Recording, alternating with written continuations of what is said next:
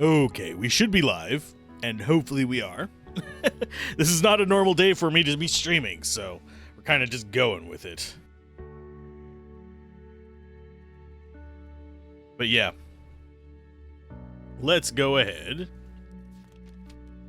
So I have a couple things on floor 9 that we have to deal with. But we have to get parts from this floor for it.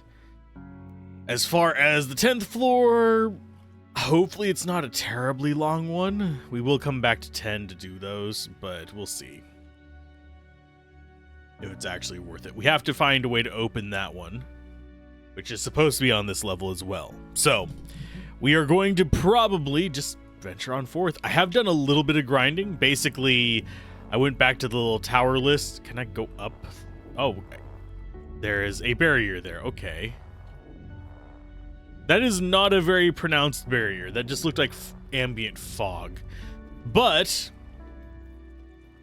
yeah, we have a few things we need to do here, and I just kind of want to beat the game today if at all possible. We did a little bit of grinding. I got the main crew up to 15.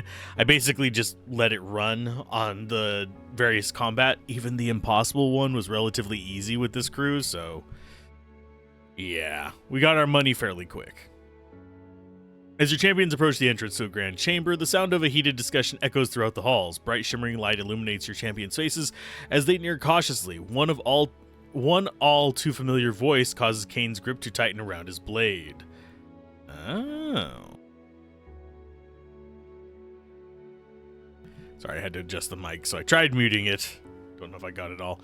Anyway, if you lost all sense of reason, your plan is sheer madness and illogical, destroying a world in order to save it? The tower avatar stands before the bright illuminated likeness of a human male. The figure is motionless for a moment, then moves with hands clasped behind his back, encircling the avatar. You have seen this animated imagery before among the Deva, yet there's something oddly familiar about the human's appearance. Even after all these years, you still try to prevent the inevitable. Though your creators were traitors, I commend the undying perseverance they ingrained in your circuits, or integrated into your circuits. Alas, poor Avatar, if you knew the universe as I knew it, you would know without a doubt. The hour grows too late to implement any other plan. It falls to their shoulders now, and theirs alone. Kayla charges towards the holographic image of her brother. For a moment, Proteus's eyes grow large at the sight of his sister. His form seems to whisper the word no, but before any sound can be heard, the tower avatar throws up her hand, causing the vision of the ancient to vanish. Tell me, Avatar, is he real? Does my brother somehow still draw breath within these walls? So she is the Proteus's sister, sorry. Listen to me, engineer of old. You among all of them should know, Proteus's plan is nothing short of insanity that will undo the very fabric of Artara. Search your heart of hearts, and you will know this to be true. Strong pressure builds against your mind as you watch the Avatar speak to Kayla. Pressure continues to condense, causing the connection between your champions to waver. Someone or something is clearly trying to disrupt your bond with the champions.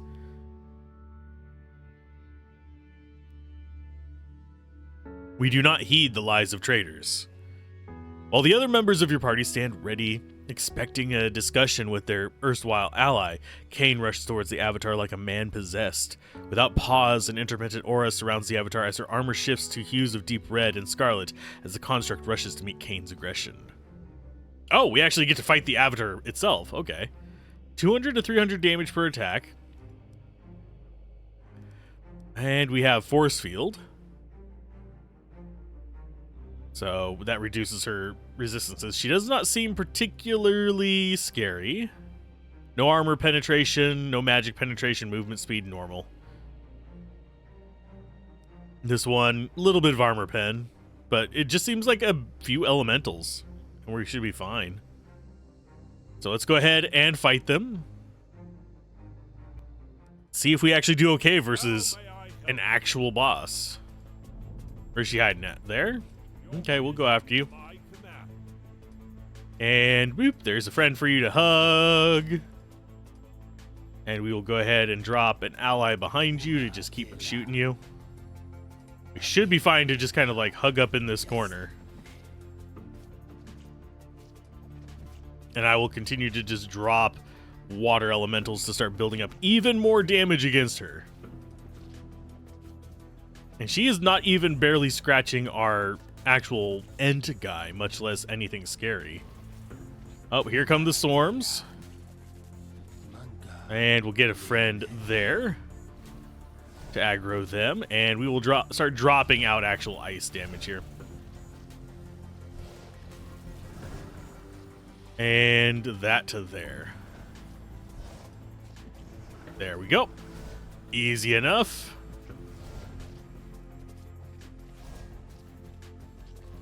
And as we start fighting her, we'll start getting more and more allies here to just deal with this nonsense.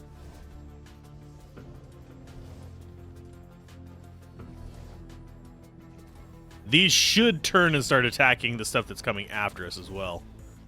Oop, don't come after my ally there.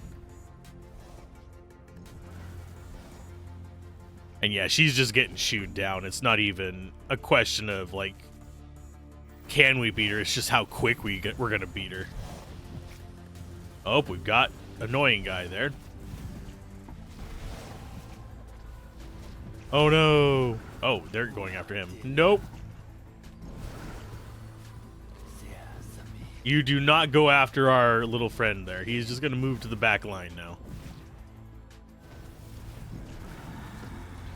And she's dead.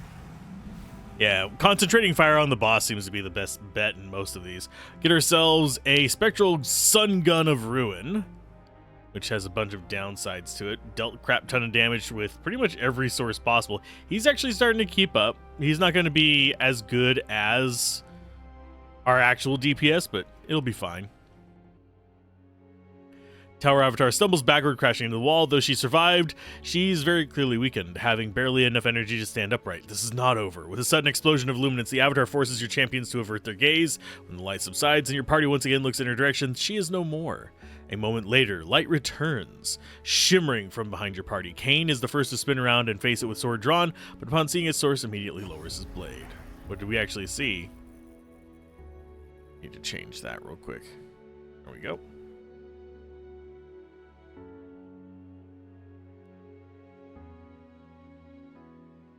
Ah, well done, brave champions. Well done indeed. In 1,000 years, none have come as far as you, and at long last your journey is nigh complete. Brother, is it truly you? Can you possibly be alive after all these years? Proteus approaches and stands before his sister, yet instead of joy in seeing his sibling after so many years, his face softens with sadness. Dear sister, it is indeed I, Proteus. How long have I dreamt of you, of being reunited? I had hoped under better circumstances. Who are you? Are you the reason my lord has sent us to the bottom of this place? Probably. I am, and I am closer than you realize. But to finally reach me, you must shut down the Tower Avatar once and for all. We don't mean kill her. Master Frostling, it's good to see your people so strong and full of life once again. I mean exactly what I say. The Magi construct that is the Tower Avatar must be shut down, and in doing so return her consciousness to the very moment of her creation. Only then will the final way to reach me be open. How exactly do we go about shutting down the Avatar? 3 databanks and 3 separate rooms on this level must be disabled. Okay, yeah, his sister understands what databanks are. We don't, because we're idiots. And where are these banks of data found? Take it, gaining access to them. Oh, I have to do his access. And where are these banks of data found? I take it, gaining access to them won't be an easy task. That's so. Insightful, Master Dwarf. The 3 rooms can be found here, here, and here. The corrupted Magi that created the Tower Avatar instilled the defense mechanisms in these databank rooms that can only be overcome with pure life essence. You mean to say one of us must sacrifice ourselves to gain access to each room? I would never presume to ask so much from the Queen of Shadows. Nevertheless, the Magi have set the price to be paid. I have sensed for some time hostile humans alien to Artara. As callous as it may sound, I suggest these malevolent beings be sacrificed for our cause. They came for Artara's blood, now let their blood be Artara's salvation. Capturing of living souls, what you ask is beyond our capabilities. Okay.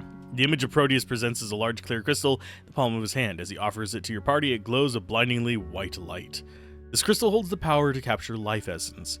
Present it just after a foe has fallen, and it will draw their life essence without fail. To release the life essence stored, you need only expose the crystal, and it will do so. Expose the crystal and will it to do so, is what it said. Proteus' suggestion of using living beings to disable the tower avatar causes shock and hesitation among your party, as Kane and the others look to themselves, considering how to respond. The visual representation of Proteus flickers. The ancient touches his head, as if under great strain. I must go now. I know you have more questions, especially you, sister. I will try to answer them when at last we meet. I have no doubt that we will all meet in person soon. After all, the very fate of our world is at stake. Proteus slowly fades, vanishing before any of your champions can question him any further. And now, we get to go destroy things. I don't think there's anything else in the lab we can do with. So we just have to go over and start moving along. This music just keeps wanting to put me to sleep, by the way, and that's one reason why I can't just do a 12-hour stream of this, because by the end of it, I'm like taking a nap, even with coffee. Okay, so we don't have a way up there, but there's Proteus's Meldax. Oh, were you actually pathfinding to it? What? We haven't been able to pathfind anywhere. Now we're just magically able to. Okay. I'll take it. Free walk? Sure. Okay, so we get a Void Axe, Whirlwind 3. Decent damage on it. Not... Well, it has magic penetration. That's what matters for Void, I think. But that health regen is awful. The only thing that's actually kind of good about it... Wow. And do we even have it still in here? You. Yeah, the only thing that's really kind of good about it is the attribute plus, but the -3 life is awful. Okay, do we have anyone we can upgrade stuff on? I don't think so. I think I upgraded everything to purple just along the way. The Jagged Sword might be worth it for him. We're currently using a hammer that has 21% stun on him, though.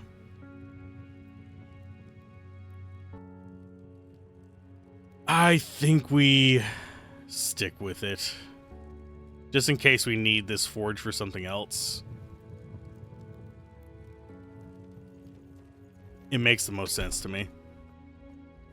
Get some junk. And yes, I'm not even gonna bother dropping extra whatchamacallits. Destroying items and stuff like that.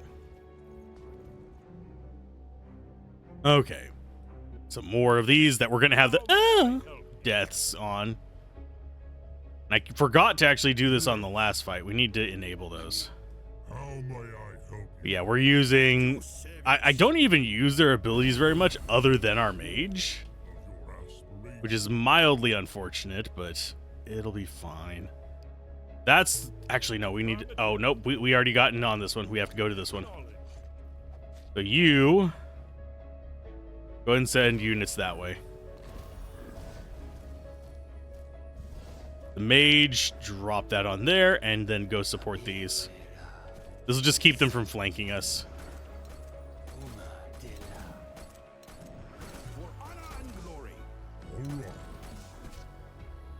There you go. Healing up on him. So we should... Oh no, they're actually overwhelming the healing. That sucks. You need to pull back. Okay, so they're done up there, so you get to come down here and help us with this.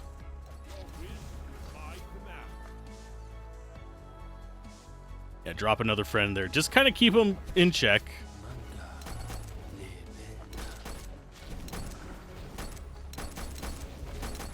Okay, so they're going to start charging in and hopefully... Ow! Well, he died quick. Jeez.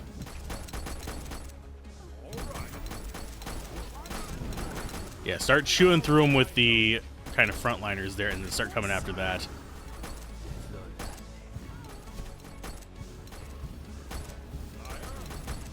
Yeah, all of you need to be going after that. Pull the aggro to you. We should be able to overcome their damage on our main guys, at least while they're chewing them apart with thorns. And that is ticking down really fast. I don't know what causes it to do that. I think it's because we're hitting it so consistently.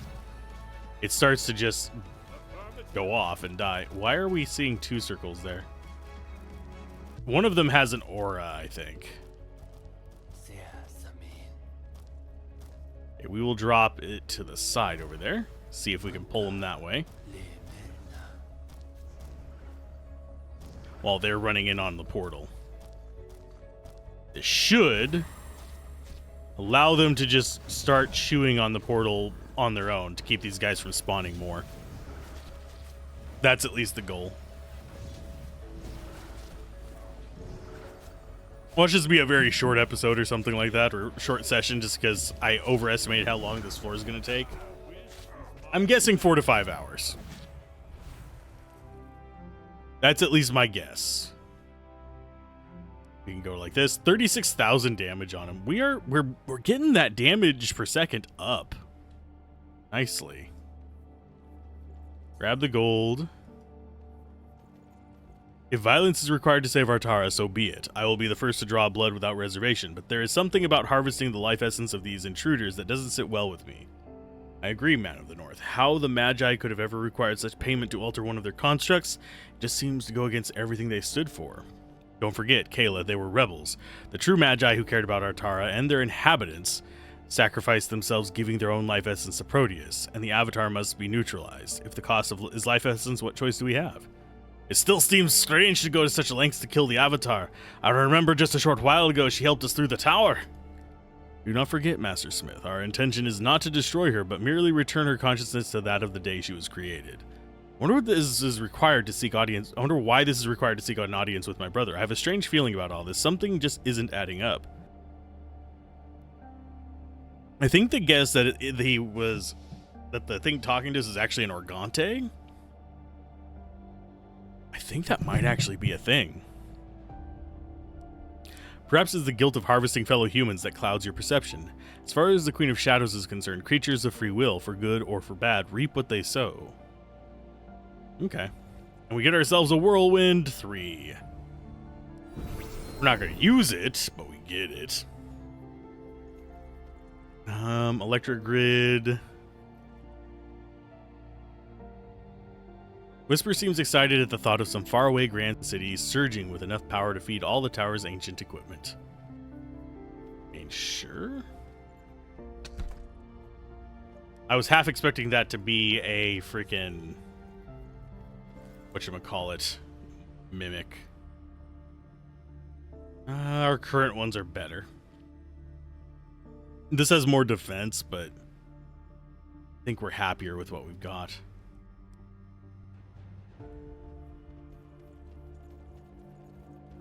Another small chest, some more junk. Yeah, I'm not even bothering looking at it at this point. I think we're strong enough to not have to think about it. Broken console.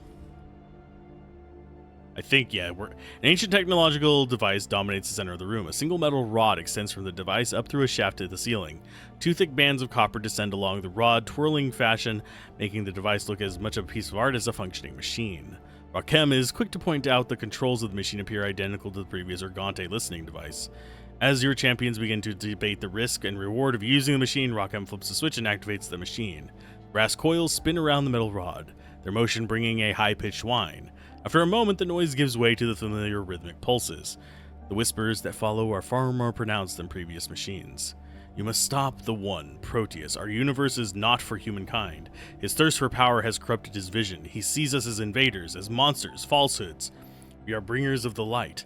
We help countless civilizations learn and grow. End the death, live forever, limitless power for your civilization.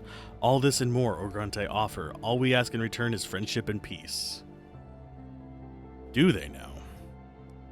After the message, lights on the machine start blinking and it powers itself off on its own. Kayla points to a part in the machine, locating the condensers part of the Kayla points to a part on the side of the machine, locating the condenser part that the librarian is looking for. The engineer of old and dwarven smith quickly extract the component and carefully place it amongst us. Console was deliberately shattered by a powerful force. Whoever was operating this device long ago apparently disagreed with its purpose. Interesting. This is definitely a lot more voidy than the other floors we've been on as well, if you didn't notice. Getting that vibe. The vibe check. Some more junk. I do see a new room. We have some chests in here. How many fights do we have in here? 16 fights, so it's going to be a relatively decent length map. Grab the gold, array of consoles. All your champions save Kayla stand in awe of the ancient technology. Maeve picks up a small rectangular flat piece of glass that turns bright blue at her touch. Words appear on the glass. Words of war skill. Today's victories include the defeat of 4 dwarven armies and a black dragon. Your resources have produced 30 food and 1,200 gold since your last login.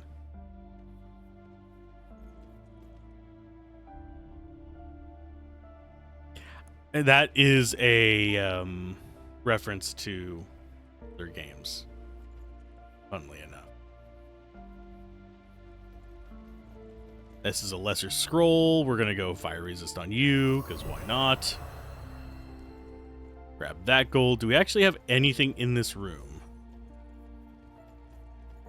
Map-wise, not really. We're probably going to have, interactions in here. Party of strange fanatical humans approach from the opposite end of the hall. Their numbers are fewer than you previously encountered. They don't seem particularly well armed. Yet they walk with confidence as if your champions pose no threat. The leader among them, a shorter man in brass-colored armor with a gold filigree and gold feathers, pushes his way through his men and addresses Cain. You will hand over all technology in your possession. Submit yourself for holy judgment and hand over your inferiors for immediate execution. You play games with sacred members of the Pure Empire. You play games with your lives. By proclaiming of your Savior and Benefactor, and in the name of the one true God, all impures must be cleansed. Without waiting for further response, the humans let loose war cries and charge your champions. Cool. Sure, we'll get Pizarro.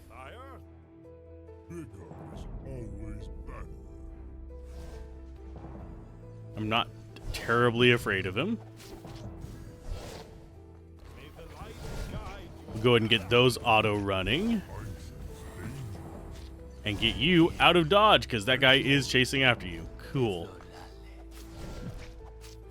Start getting some friends out. And that is the boss, oddly enough. Thankfully, our minions are relatively strong. So we'll just build up a wall here, and it'll keep things from coming from above us. Probably get attacked from, we're getting attacked from the side as well.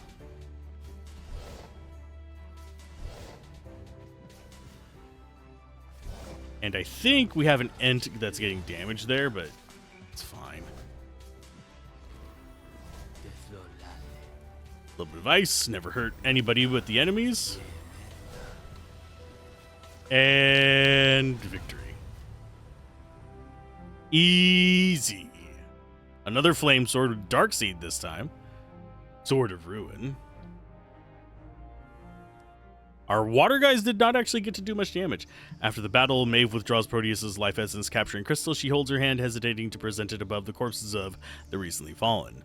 Seeing the girl's hesitation, Whisper rushes over and snatches the crystal from the marksman's hand. The Queen of Shadows does not fear such magic. This is beyond the necromantic arts. It's beyond even the undead. To take the essence of what it is to be alive, this is something else. Seeing the deep, genuine displeasure in Eric's face, even the Queen of Shadows gives pause.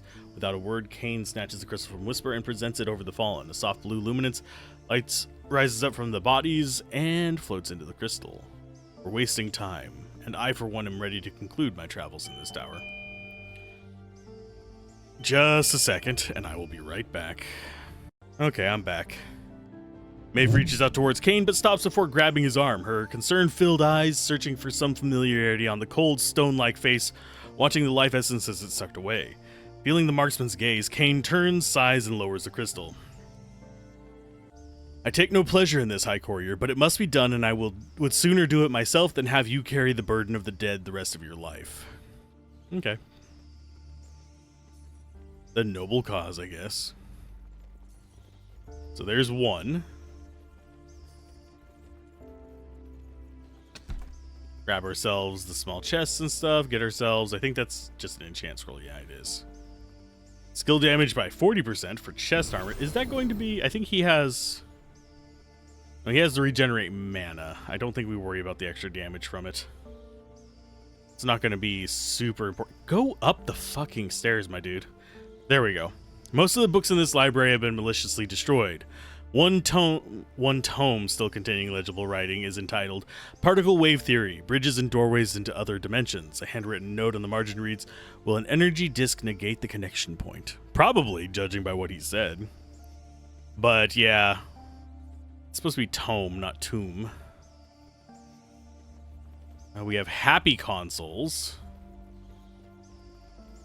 I think what we want to do here...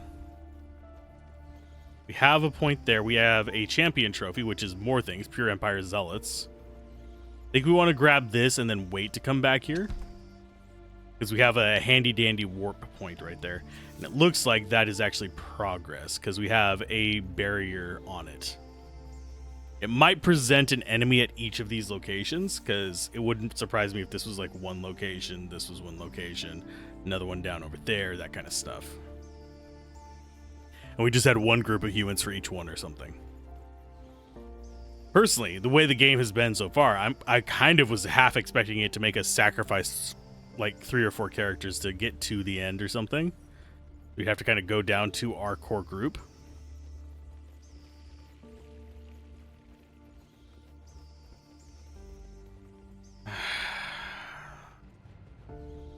Just a minute again. Trying not to lose my temper, but okay, we're back. Let's go ahead and grab the plate of what? Immunity. Which is some void resist, mantle of immunity kind of stuff. It's not that great. Sabotage machinery. We're going to run across probably a lot of sabotage stuff in this. This elevated control bridge seems to be the tower's primary control panel. Kayla makes a number of gestures in the air and rubs her fingers across the smooth glass surface of the interface, but the screen only flashes red in response. The ancient engineer suspects the system has been deliberately corrupted. You don't say. Why do we have gold over here? I think that is off the map. Is it not? We also have this place up here, which we actually don't have a direct way to. But I kind of want that well, so we'll go this way first. Because maybe there's like a teleporter over here or something? Protection of light. Large translucent sphere of light is far too detailed to be a mere work of art. Covered with written notations including dimensions, weights, and weapon systems, your champions believe it to be the schematics for an artificial moon. Clearly, it's no moon. Ha! It's a Death Star. It's a space station where the ancients planning to live in space. Yes, probably.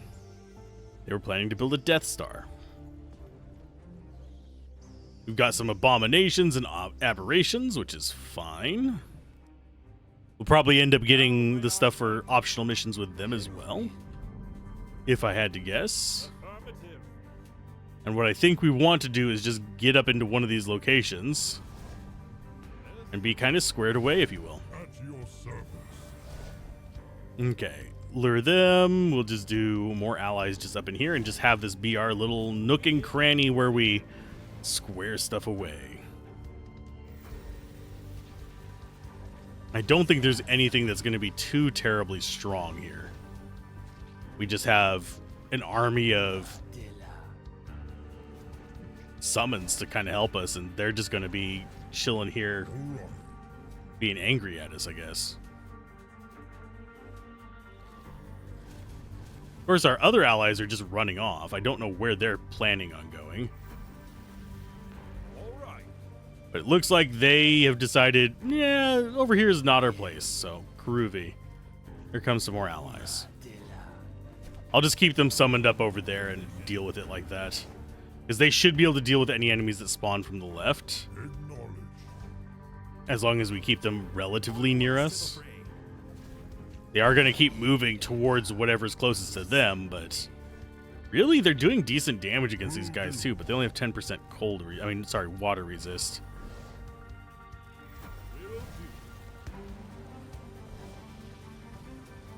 So there's a friend. We'll go ahead and throw you over there to help as well. Just so that they can take out these guys so we don't have to come all the way back to deal with them. Yes, my lord. Acknowledged. Of course, whenever that's all that's summoned here, I kind of have to. I don't know what the summon triggers are. I have a feeling it's just however much damage you've done to the previous wave, which makes it mildly irritating because that means I actually do have to just walk all the way back for no good reason whatsoever, rather than just have them all just build up over there and come towards us. If there is a raw timer, it doesn't feel like it, or it feels like it's way too slow. At least for our current assortment of allies.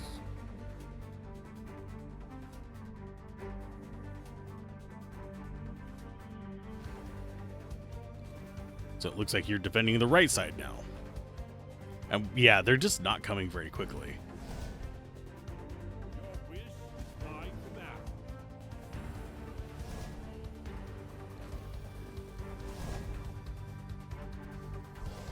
So, what do you guys think of this game so far, for those of you that have been watching?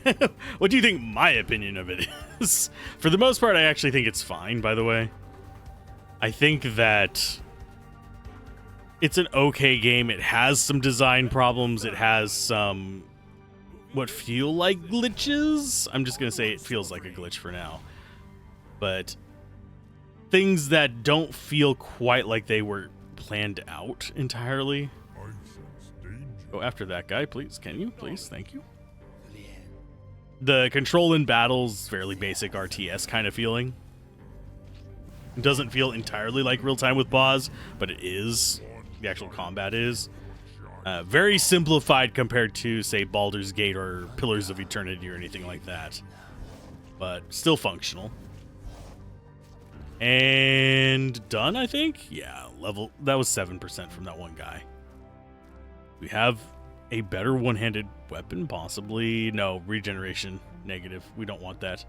Oh, he actually dealt 13,000 damage. Cool. I really am surprised that he got up there with the damage. It's up 53,000 over there, so they're being outdone. Just relatively simply. Okay, so how do we get up there? I think that is a warp point. We have an enemy there. I'm trying to think of how to get up there. And that is Secret Library.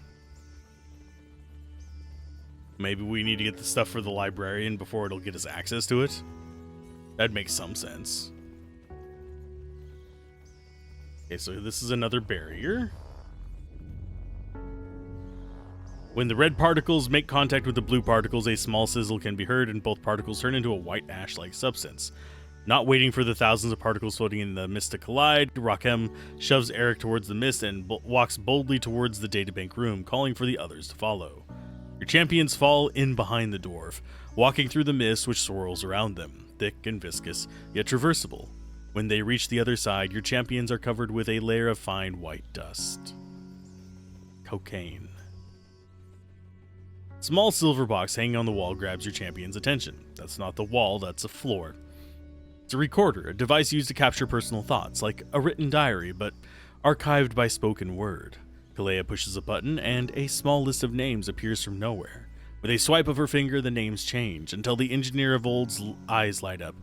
Kayla selects one of the names, and a familiar voice begins to speak from an unseen location. Tower Avatar, first log. Today I have been active for 33 days. Each day is more exciting and eventful than the last. Is this feeling of anticipation what it means to be alive? I feel a great sense of debt to my paternal creators for their constant effort and compassion for creating me. It disheartens me to know that I will never be able to repay their accomplishments, but I will spend all my days trying to my utmost ability. The Magi continue to request my participation in a number of tasks. They call them mundane, but since I have never done most of them before, they're all quite wonderful, and I'm more than happy to comply. Until she goes crazy. I find the new tasks of these personal recordings particularly interesting. My fathers say they want to study my self-awareness responses, but I can't help but think that it will be like what it will be like to look back on these logs many years from now and see how my thoughts and outlook have changed. I am scheduled for a maintenance review in 30 seconds, so I will end my first recording here. Until tomorrow, Tower Avatar, signing off. Okie dokie, there's a memory bank. Inside the databank room, a large ancient machine buzzes and hums. Black gears tethered to the thin, flat rope, unlike anything you've seen before, spin and click. This is it. These machines are one of the Avatar Construct's databanks, something like her memory stone. All we need to do is destroy this equipment. No sooner said, your champions fall upon the technology with hammer, axe, and blade. The machinery is far more fragile than it appears, and in only a few seconds, the room grows quiet and still.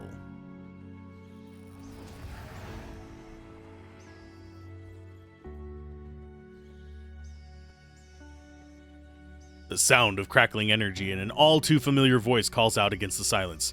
Tower Avatar appears before your champions, but her appearance is odd. Her movements irregular in speed, sometimes moving much more slowly than normal, followed by extremely fast movements, as if to compensate. She be lagging. Impudent fools! You will destroy all of our tower if you continue with your actions. Stand aside, Avatar. We have already defeated you in combat. Do not force our hand to destroy you once and for all. Rebellious filth, you are a mockery of the Order. You are not true magi. I will not do your bidding. She does not recognize us. The effects of the first databank being destroyed, no doubt. The Tower Avatar growls through her face, though her face knows. Start over. The Tower Avatar growls, though her face holds no expression. Her form then totally freezes before your party, staring into thin air. As Maeve waves her hand before the Avatar's face, the sound of crackling energy fills the room and a strong gust of wind pushes your party back. As the gust subsides, the Avatar is gone.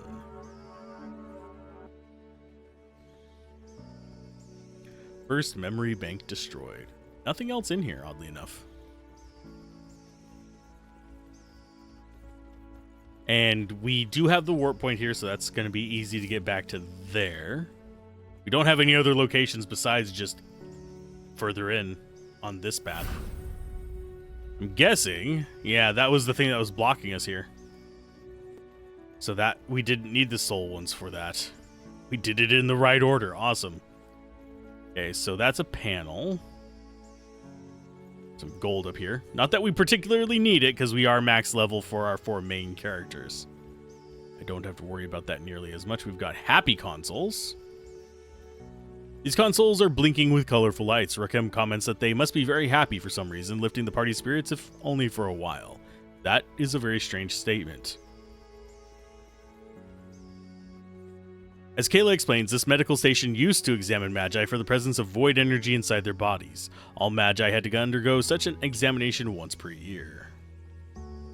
Massive door made of steel and obsidian is full of cracks. Your party peers through them but cannot see anything, only darkness. That's so. Hello, darkness, my old friend. I've come to torture you again. We have... ooh, a Proteus melt staff. And we have pathfinding to it, funnily enough. That cracks me up whenever we have so much trouble going to certain places on the map, yet we click on a staff and it's like, okay, I'm going to pathfind for you while you take a drink. Yet other places we have trouble going downstairs that are right in front of us.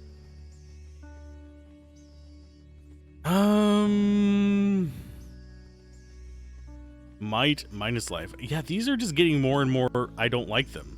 Yeah, if it's not an item, it doesn't like pathfind. It's so strange. I'm not sure why. That is a very odd thing for it to have going on there. And I think we're going to be activating that teleporter. Let's see, a one-handed crossbow. That's not terrible. The regen is just awful on them. I don't like that because it's going to make us unable to survive as easily. This is going to activate that. Yes.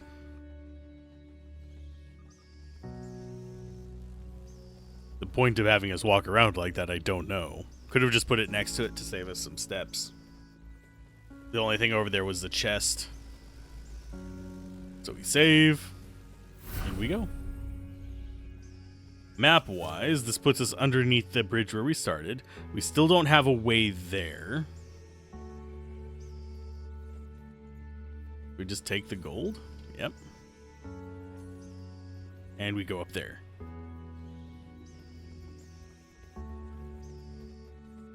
But yeah, this is pretty much, we're going for a chill day going through this. Sorry if I'm not over the top or anything like that to keep people hyper engaged. I just want to enjoy the last part of the game. And hopefully it doesn't run any more bullshit at us. A chamber filled with skeletal remains greets your party. The tomb of an ancient and great battle. Aye, the skeletons are almost random. The looks of a last stand. For every man for himself against a single opponent. The pendants and rings amongst the bones, there's no question. The losers of this battle were magi. Ruby. We have an enchant scroll over there. Grab it on the way by. Yeah, I'm not always sure whether I can walk past something or not.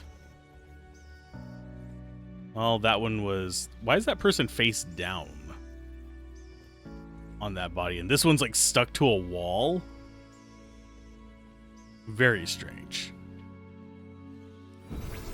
Increased skill... Leg armor for increased skill damage. He's using unique right now, unfortunately. Otherwise, I would go for that. We might still go for that.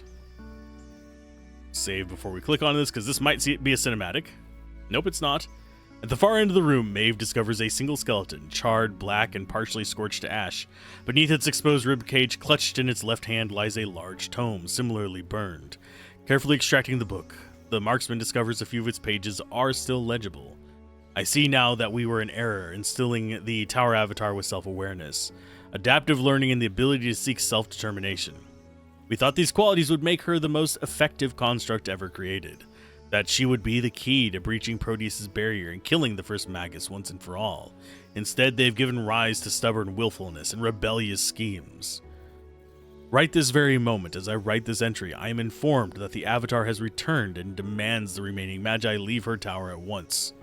Her tower. Demands against her own creators, declaring those who brought her into existence to fight on her behalf as the enemy themselves. Such insolence, such brashness, such foolishness.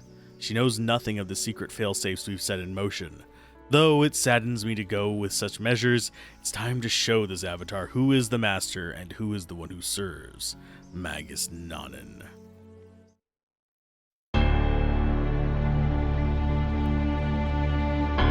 I was the Tower Avatar, the most powerful Magi construct ever created. As my creators commanded, I descended against Proteus's barrier with all my might. Yet, despite my fullest effort, the first Magus' defense would not yield. Desperate, the Magi decided to do the unprecedented and imbue one of their constructs with consciousness and free will. Their last hope, a self-determinate construct, would outsmart the barrier. And so, for the first time, I opened my eyes, looking out among the world, no longer a weapon by design, but as my own free person. A person without any passion to risk life and limb for the sake of disabling a barrier set by some all-powerful Magus who wished to be left alone. The Magi scrambled before me, awash with anxiety. They tried to hide their thoughts of regret, notions they miscalculated, made a rash decision that had lost them their one and final hope. I had no wish to disappoint my creators. I listened to their explanation of the Organti threat, the purpose of the tower, and their desperate need to reach Proteus. For the Magi now believed with certainty, without Proteus's help, all was lost. The Magi made me far stronger than any mortal being. They filled my mind with their combined knowledge, making my intelligence second to none. And they had at last breathed true life into me, giving me free will. And yet once more, they ordered me back to the barrier, once again reducing me to nothing more than a weapon.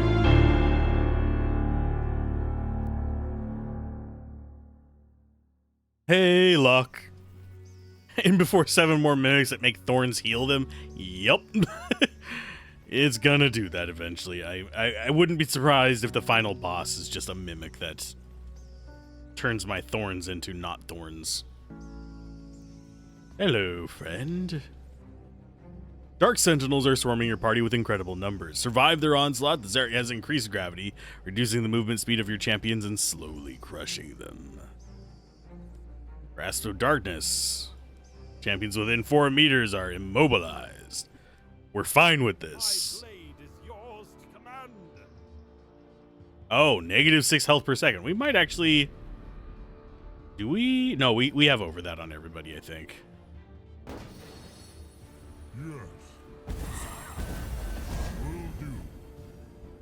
Here they come to crush the day. They will probably die real quick.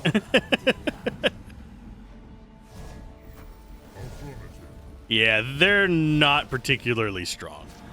Final boss is actually Thorns with mimics imbued in its armor. God.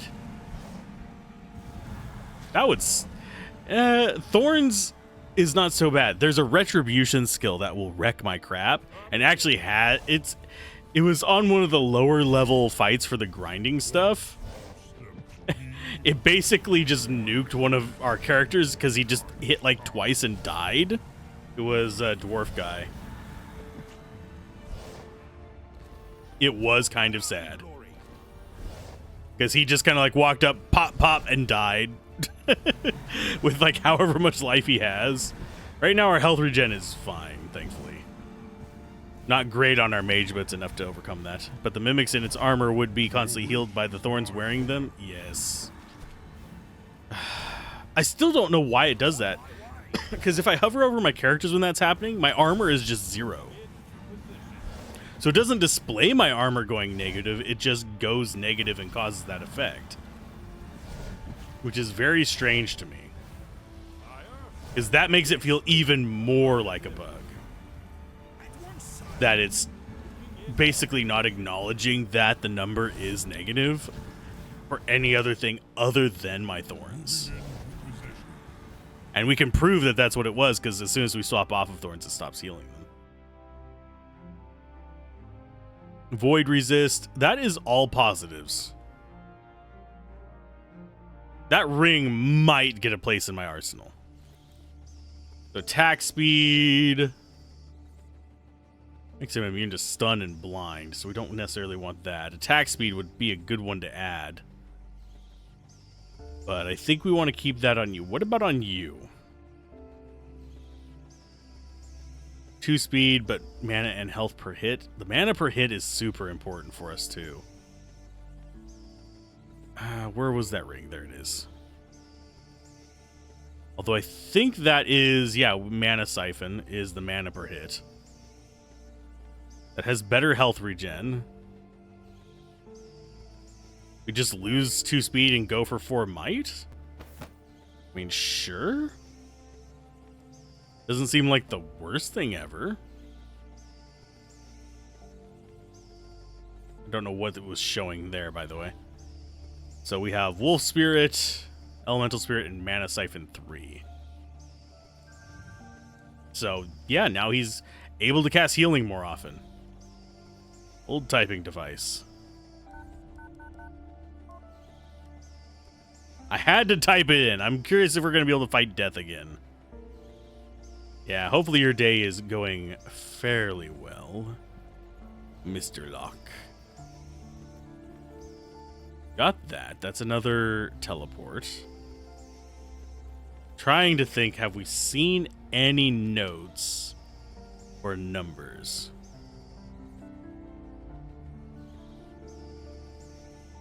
We have not. Repeater of Mana, which is just another one of these weapons. It's got earth damage, though, oddly enough. Ephemeric Chains is good. We don't need the rest of that nonsense.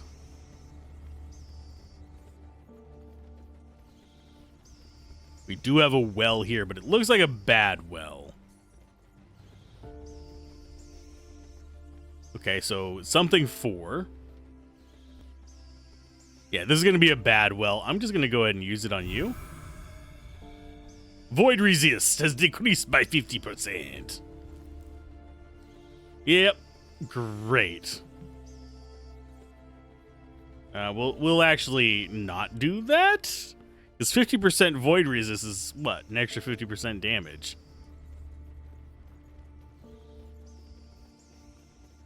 The only direction we have left to go. So we have a 4 in the second slot. Do we actually have this? Yes.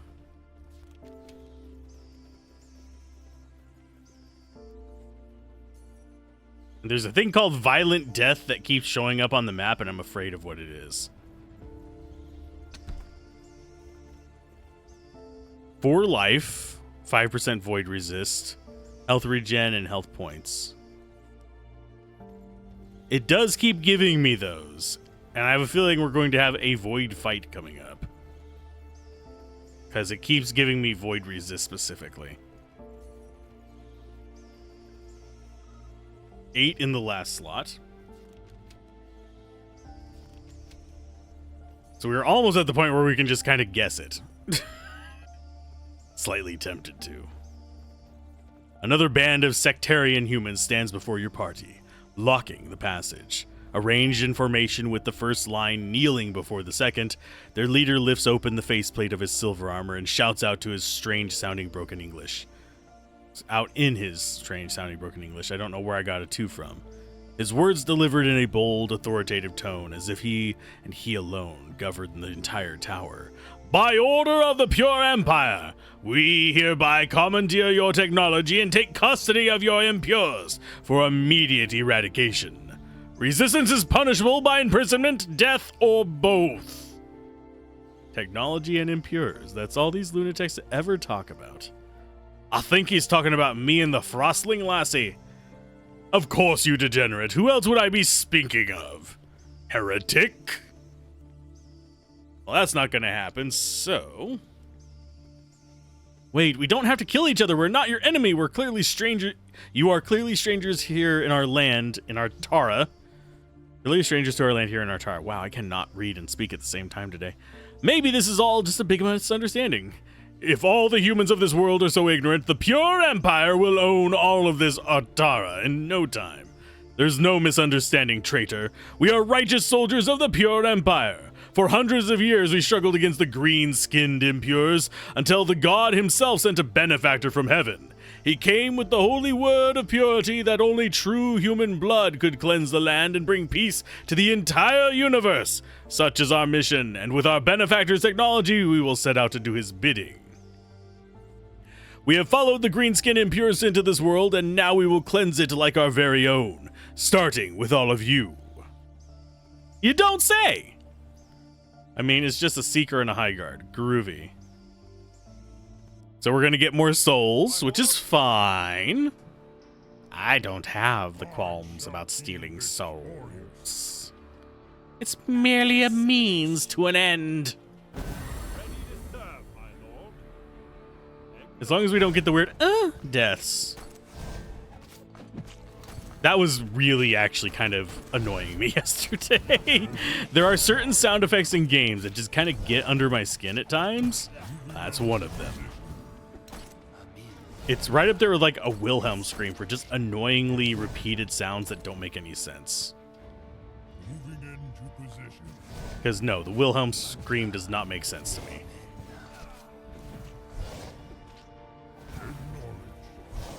Here comes all the little shooty boys. Oh no, they be trying. Hi, guy. There you go. Enjoy that.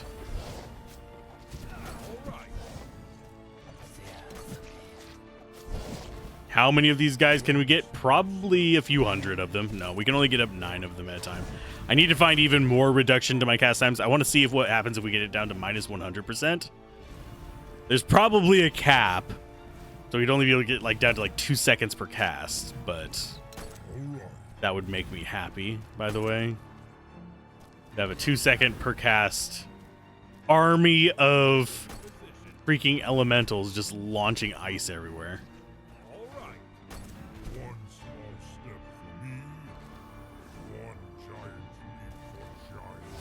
But I think, yeah. They're not going to stand much of a chance. They're just going to teleport into us and then just get bombarded to high hill. Easy enough. Let's see. Health per hit 5, health regeneration -2. That could actually counter itself at least. But I think what we have is better. I should just stop looking at them. I don't need upgrades. We're strong enough as is. We are broken. Lesser scroll price, some more resist. No, it's plus might. We will go with plus might on you.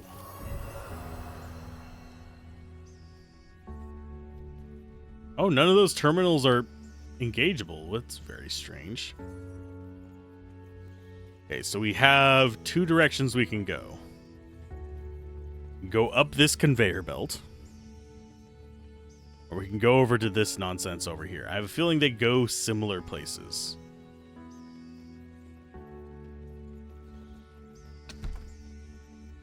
That is a decent chest, but it still has that minus health regen. And another lesser scroll. This is going to be armor pen, which is going to go in on... I mean, he already has 100 and something armor penetration, so it's not going to be useful on him. So I think maybe on you.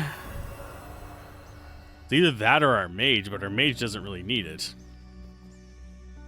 All at once, your champions are overwhelmed by the fresh scented air and gentle breeze that sweeps through this chamber. The druid has no knowledge of the plants contained here. A small notebook tucked in amongst the leaves reads, "Success at last! The latest formula produces excellent, abundant results despite depleted soil, poor air quality, and low light levels. We must release the potion into the surface water supply before the other magi learn of our plans. Redemption at last, brother. Magus Diana." That's probably going to explain why we have all the growth on the other levels. So it's 2, 4, something, 8. 2, 4, something, 8. Something 8 what? Something 8, 9.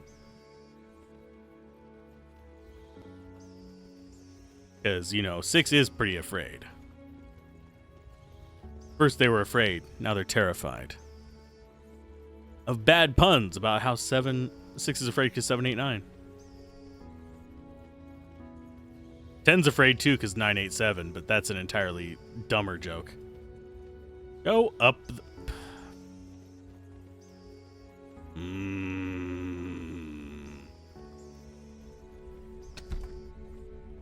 We've got some more junk. I need to be saving more often because I keep forgetting to. There's another forge we don't need.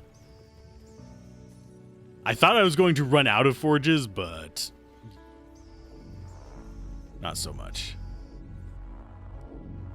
Go ahead and nuke the crystal. Inside the databank room, nearly identical ancient machines to the first databank room buzz and hum. The machines are so similar, in fact, they cause confusion amongst your champions. My eyes deceive me. Did we not enter this exact room earlier? Aye, friend Frohe. It's a wicked trick indeed. Someone has repaired the machines with magic. No, son of Rockheim. Databank machines are often identical in nature. It makes repair and upgrading them more efficient and helps the system work in balance. There was no magic use here. Once we destroyed these machines, there will be one final room to deal with.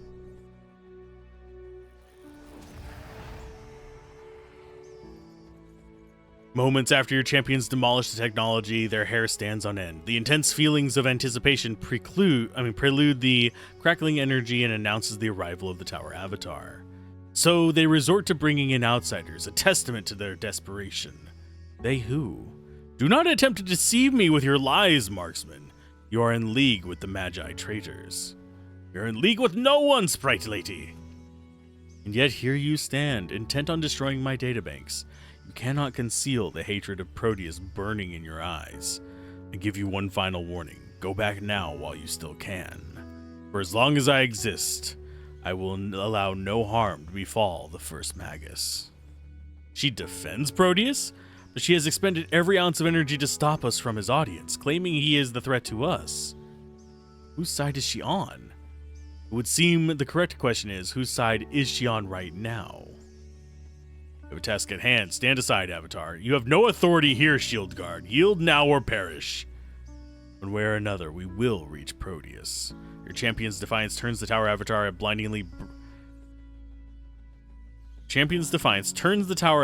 blindingly bright red with eyes of pure white. Erratic discharges of crimson energy shoot from her body as she rushes to attack. Horrific scream of a single word, no, erupts from her lips. Oh, we got another fight with her. Cool. I mean, I'm not terrified. How may I help you? Oh, we've got friends locked in cages. And it's not even our strongest ones. I think we go after Mage first. So, tick those on. How may I help you? Yes. Start battle. We'll go get you. Because you are more important than her. I'm sorry, more important than him. Especially against her. Because she actually can be harmed by water and by fire. Ow. I have a scratch on my head. Okay, so you guys are going to handle that. Not terribly afraid of the amount of damage they're going to do. You need to move back as soon as possible. Get some stuff in on them. And start getting this guy out. I need to probably do the cage achievement eventually as well. I might have to make another save to do that, but it's not a big deal. It looks like How may I help you guys can start going up after her. you? Will do. Yes. Onwards to the fray. All of you go up after her, please. I think she has a suck in skill going in right there to just like draw people in. Yeah, that's fine.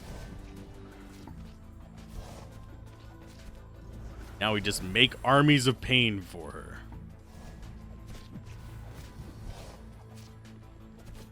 I think, oh yeah, you don't have a line of sight to her. Most of them do, but that one did not. Yeah, you'll see the DPS from these guys start going up as we get longer battles, just because we're going to be able to get so many more of them out.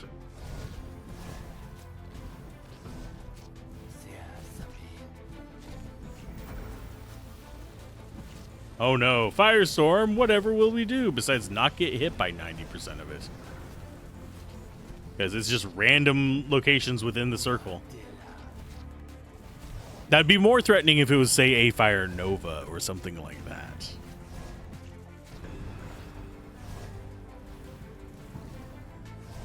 Yeah. This being an off-day stream, I'm going to try and stay chill. I don't know why they're stuck on that corner there, but it's fine. We'll get the work done without them.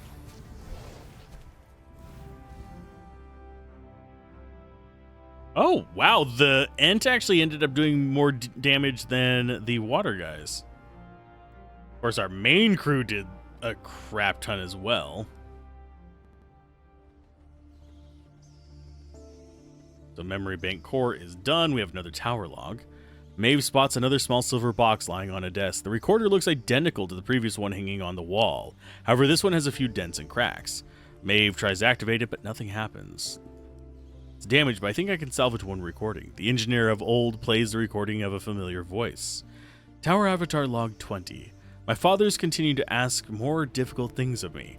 I don't mind at all. In fact, I enjoy the challenge. And I enjoy learning new things each day, but since they tell me to be honest and forthcoming with these logs, I must confess, some of the things they ask of me disturb me.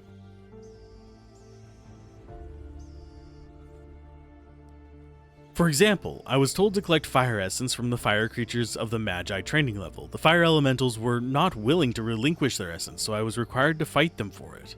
Harming a living, otherwise benevolent creature solely because it does not do as I command seems wrong. When my fathers put me to sleep, I keep seeing the fire elementals after I hurt them and took their essence. Is this what they call a conscience? Until tomorrow, Tower Avatar signing off. She doesn't seem all evil. Okay, so if we teleport... I think the teleporter control panel was over here somewhere. Was it not?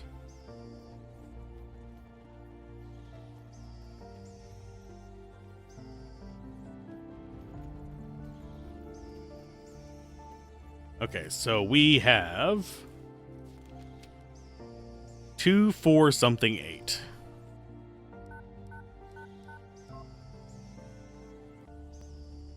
Oh, that was it. It was just 2408. Okay. Apparently we didn't need... We still have to get the other part of it to finish the quest. Activating it was not enough. Okay, fine. I'll fight these guys. I want that well. May the light guide your path. Affirmative. Oh, we have portals.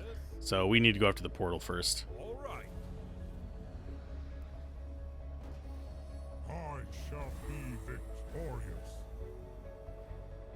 Yeah, drop that there. Oh, he got immobilized in there. By these idiots.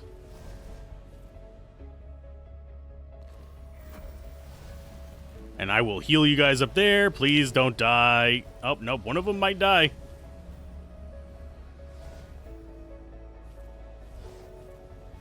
Give me more allies. There we go. They're healing up, so that's a plus. Okay, so we almost ate shit there. I don't know what's actually doing most of the damage, but that is something I need to be aware of.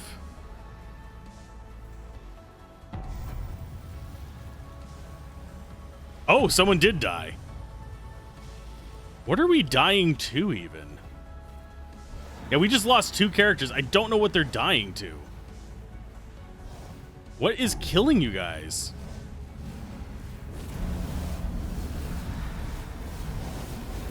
Those are just shooting void shit.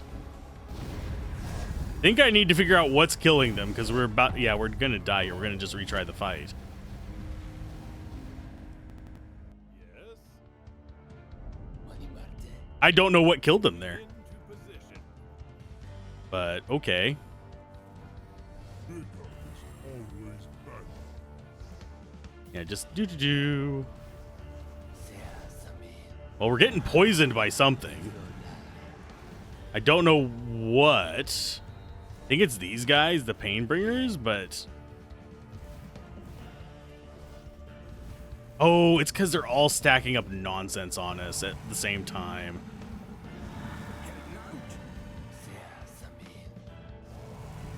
Okay. So we need to get as many summons up as possible to kind of like mitigate that a little bit. Will do. Onwards to the fray. Your wish is my command. Yeah, we'll put it there. Advancing. Just to get healing going on us.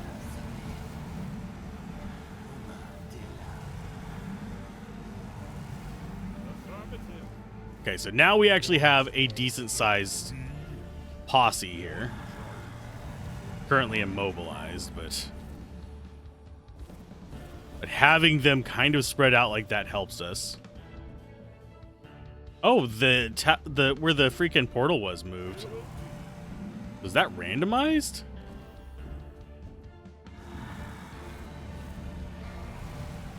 A bit odd. Ready to serve, my lord. And now they're stacking it all on them.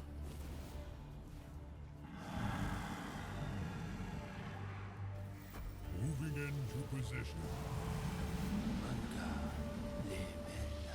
So we need to just figure out how to like keep them from getting quite as poisoned. Affirmative.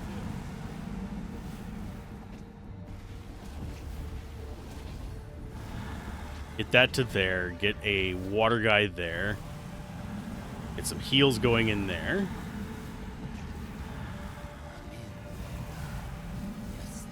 Okay, so they're taking care of business over there. At once, sire.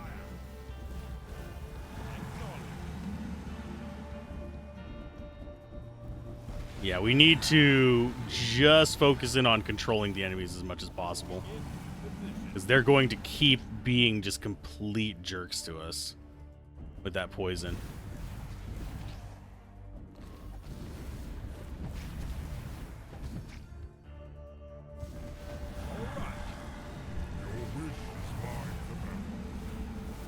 Okay, so you drop in there and pull some of the range guys off of them.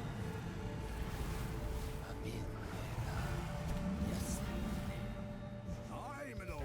Okay, so they're no longer immobilized.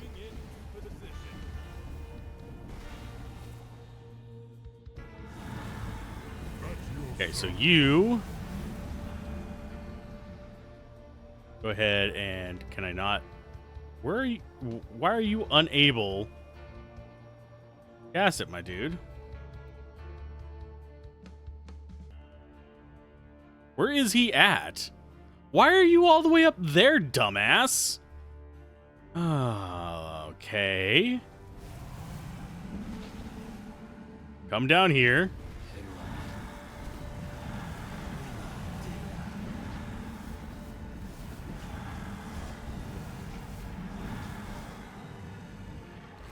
I don't know why he was up there. Okay, so we have you.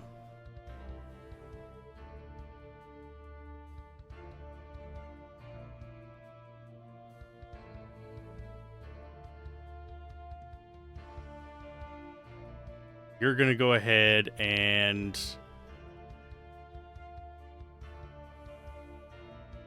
cast that. You cast that there to distract them. I sense danger. Then you come down here.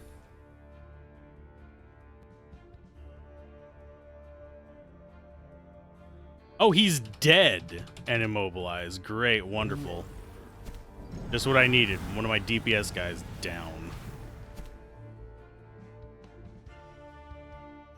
Go ahead and block that off. I don't have revive, unfortunately. It's not equipped. And our characters are not like obeying their move commands, even though they're not immobilized at the time. Your wish is my command.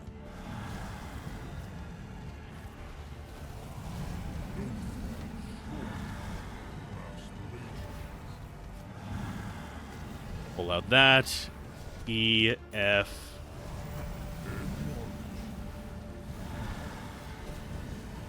Yeah, and it's just gonna nuke them all. There you go. Did we get rid of the portal? No, we have not gotten rid of the portal. As long as we can beat this, I think I'll be happy. I don't care if it's a dirty win or not. Oh, nice. We're stunned. That's even worse. So can I have, like, actual control of my character for, like, half a second? Thank you.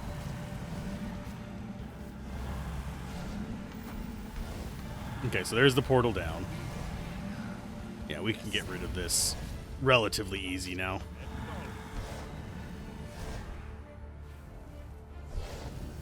Yeah, that was an actually tough battle. I'm proud of them. They made it challenging.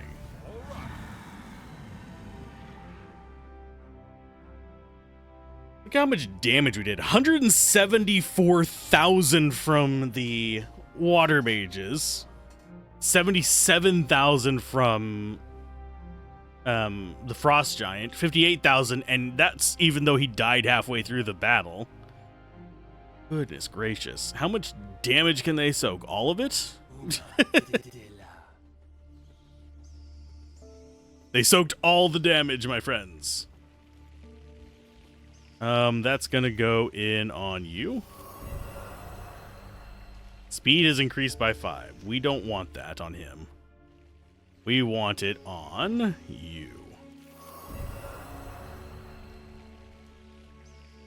Because that makes him now what speed? 34 speed. Yeah, we're sitting at fairly solid stats here, by the way. If you're wondering what we have. I don't think we're going to run into too many situations like that fight.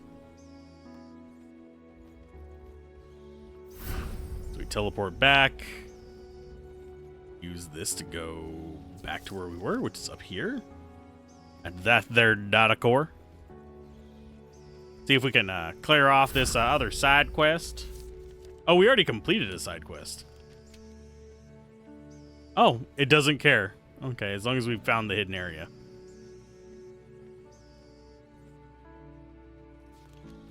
So, that means we only have 9 more fights and about 14 more chests. We actually have a main quest here, though, which is a plus. Something we didn't have before. So map-wise, I think we want to go up first, because that looks like an optional boss. Oh, wait, this leads away from the map? Let's go grab this teleport. That way we can come back here whenever we're ready.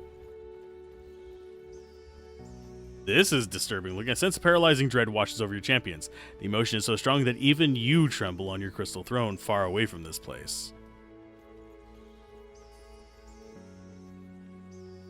Okay, so there's the teleporter. There's a bunch of very mean enemies. This is Void Lake. Greater Scroll is minus might plus health regen. We'll take that on you.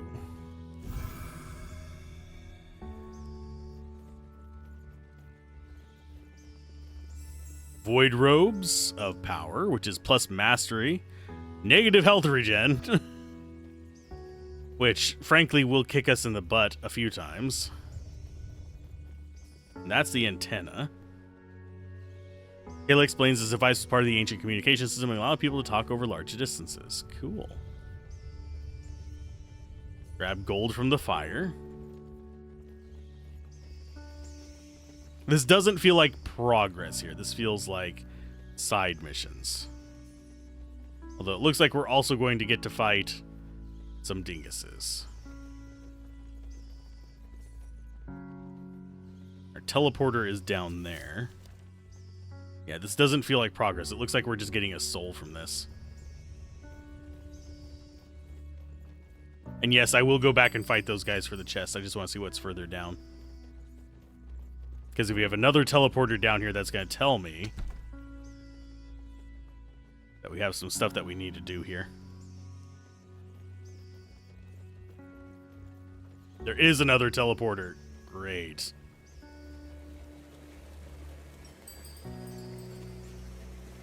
And we have another fight. Okay.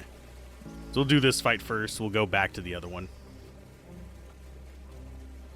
They activate a strange device and rush at your party all at once. What is the strange device? Mana regen down. Ew. You guys are gross.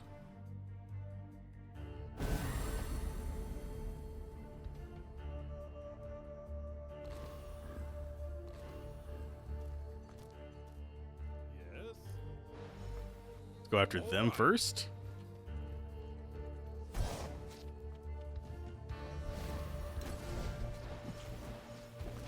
Oh yeah, we should be able to handle this relatively easy.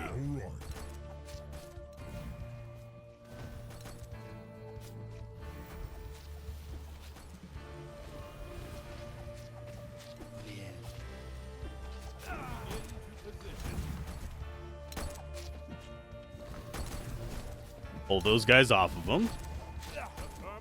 Yeah, the goal is to get up as many of the water elementals at once as possible, because they can just artillery the crap out of something.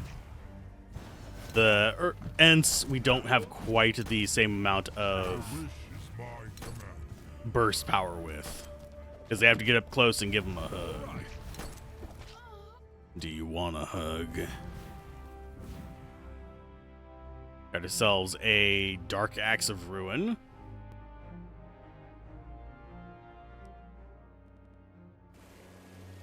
Yeah, I don't know why that other one was actually so tough.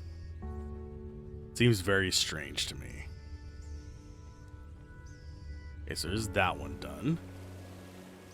I wager this is just going to be crystals for consumption. Can I go up the ramp? Thank you. There's some ore for what's-his-face. Moving through the underground caverns puts Rockham in a good mood. Reminds me of home, these caves do. I can almost smell the pitch pie cooking. Dwarf stops mid-sentence and raises his nose as if smelling an actual pie, then rushes towards a nearby wall. Don't mean to tell me he really smells. I think that dwarf is losing grip on reality. Running his hands along a thin silver line in the rock wall, Rockham kneels and smiles. Sweet, sweet adamantine. I knew I'd find you if you're sweet. If you're in here somewhere, perhaps we'll stumble across a decent-sized vein yet. That looks like a decent-sized vein. Just saying. Just, a Super Saiyan. Okay, so that is progress. I have a feeling that's a lot more progress. I have a feeling that's going to be putting us into a different section of the map entirely. So I will grab this. And we will... No, we'll actually just walk up to him. We need to handle this other group.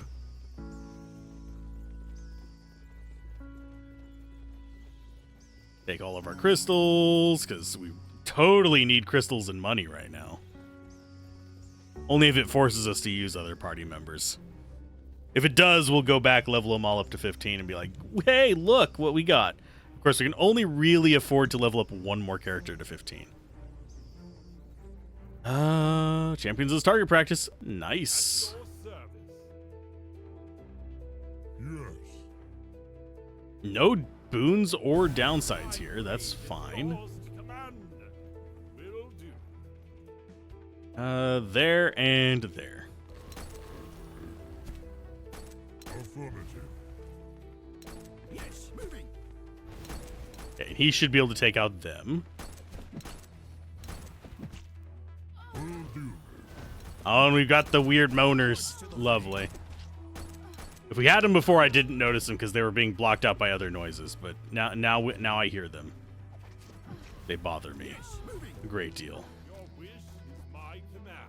People don't make that noise when they die.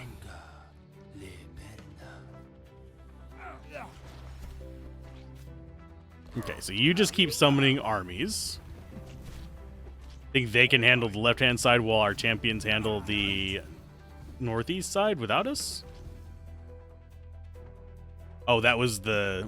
I was like, who took a ton of damage? No, it's just the little dingus over there. We have dwarf over here with this one. For some reason, I was thinking 3 of them went up that way, but it was just Ent.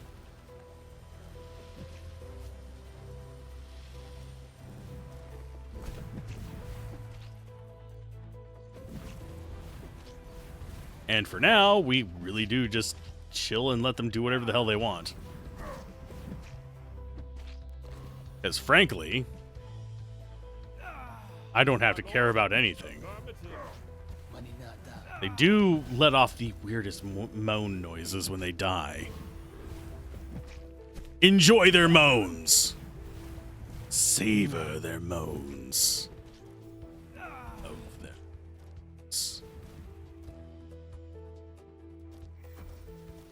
And bonk, bonk, bonk.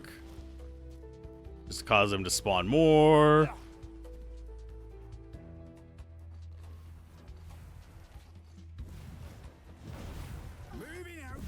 Easy mode. With our massive army of water elementals. He's still alive up here. Why have you not killed him? Thank you.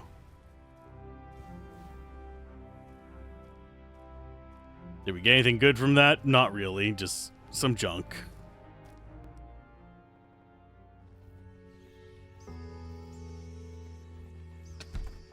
Not a mimic, haha. Okay. We go down there. Can you pathfind to that? Nope. Can't even click on it. Because that's how good we are. We lack the ability to click.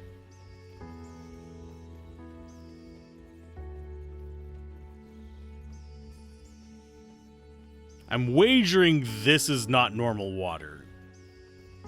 At least it doesn't look like normal water. It looks a little bit too textured. It looks more like if you were staring through a bunch of Orbeez. Which is in and of itself kind of a creepy concept to be walking through a giant lake of Orbeez, but that has been on YouTube before. Oh, wait. It's this way that we're going to go. Don't know if this goes all the way down there, but I think it does. Okay, so we got Earth Elemental guy there. That's fine. Void Leather of Flash. Don't tell me we're flashing, people. Is that what we're doing? Oh my goodness gracious.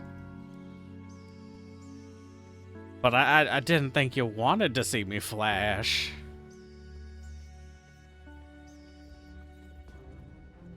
I am slightly curious about their next game.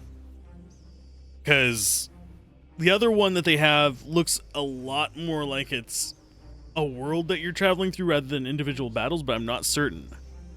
I would need to play the demo of it. I never got around to it whenever they sent me the demo key. So, let's see. Earth Tremors. That is air damage. That's actually not scary.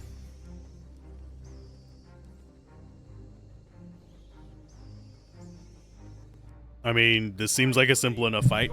Smack a big dude. At your service. Orders? I do wish it was smart about the autocast, like the healing skill that he has. I wish it would let you set like a percent that it would autocast at. I would love to have proper controls for it, but I doubt it'll ever actually reach that point. And he can take damage from water. It's fine.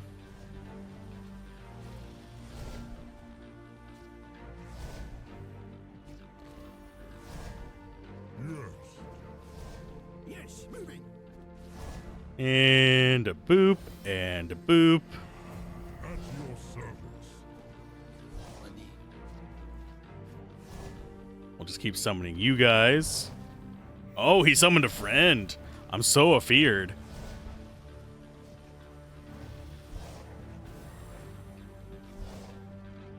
I don't think he really stands a chance. It's like everything he's summoning just gets crumpled. He's barely moving our life bars. The only thing that's moved our life bars so far was like the mass poisoning. Oh no, a new boss stage. He's at like no life, my dudes. I don't think he's going to live long enough for us to even get another water elemental out. Okay, that's halfway decent. It's not good for us.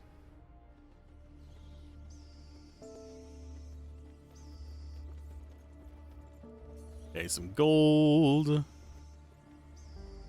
What is this place? Giant pieces of machinery and piles of crystals fill the cavernous chambers your party now enters. Your champions discover a number of large metal plates embedded in the floor, with pieces of crystal golems sitting atop them. Strange black carpeting runs over machined cylinders connecting each metal plate within the room. The further into the chamber your champions move, the more complete the crystal golems become. Ah, I've heard of this type of manufacturing. The ancients called it an assembly line. Correct, son of Rogheim. Assembly lines like this were used to create many machines in the quickest amount of time. And the equipment is still warm. No doubt the Tower Avatar is doing. Some of these golems are near complete. If she decides to complete their construction, such numbers could prove a most difficult obstacle. No, it wouldn't. We've already dealt with a ton of golems. Exactly, Baron. Baron Boron. We must see to it that no more crystal golems are created here. But these golems were created to help purge Atara of the Organte mana. What if this is the only golem creating facility in the tower? Can we take the chance that Atara will not need such ceaseless workers ever again? Chief is right. For all we know, Proteus' solution to save Atara requires these crystal golems. You assume too much, marksman. The threat posed by so many potential enemies far outweighs the possibility of their necessity. We should destroy them all while we still can. Or at least machines responsible for their creation. No, we're not. Is he going to ask me to make a decision? Nope. Tired muscles and longing to be finished with the tower makes the clash of opinions less passionate than previous arguments. Regardless, your champions quickly move toward an impasse. One group wanting to shut down the Crystal Golem production facility, the other wanting to leave it be. Will you let your party find their own solution to the problem at hand, or focus your mind, extend your will, and suggest your own course of action? Let it operate. Perhaps we'll need it later.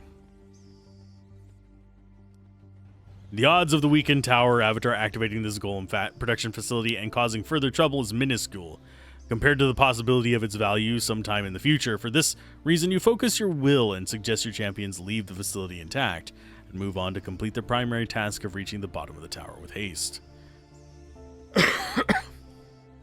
Whisper looks at her companions' faces. Seeing their suspicious expressions, she corrects herself mid-sentence, eliciting a nod of approval from Maeve. Not when the power of these crystal golems may yet serve the people of Ratara. Before your champions depart the area, an added precaution, Kane has everyone remove pieces of golem residing on the large flat metal plates in the floor. All of these pieces and partially formed golems are piled in a corner of the room and mixed in with crystals and other mechanical odds and ends of the room. If the tower avatar does manage to activate the facility, she will at least need to assemble any new golem creations from scratch. That sounds reasonable. That is a reasonable middle ground there, Kane. I approve. Another relic chest. These are just random loot, by the way. Even reloading gives you different loot. Oh, so this doesn't connect there. Nice. Oh, we're pathfinding to it. Oh, Lord, we're pathfinding to it.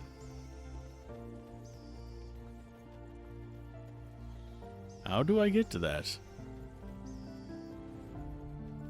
I'm just going to let it run. I'm not clicking anything right now.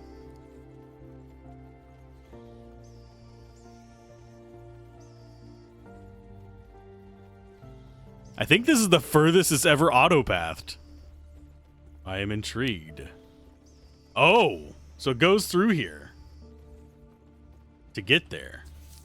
So that comes up this way to that and then down into that. So this warp travel disc is something else entirely.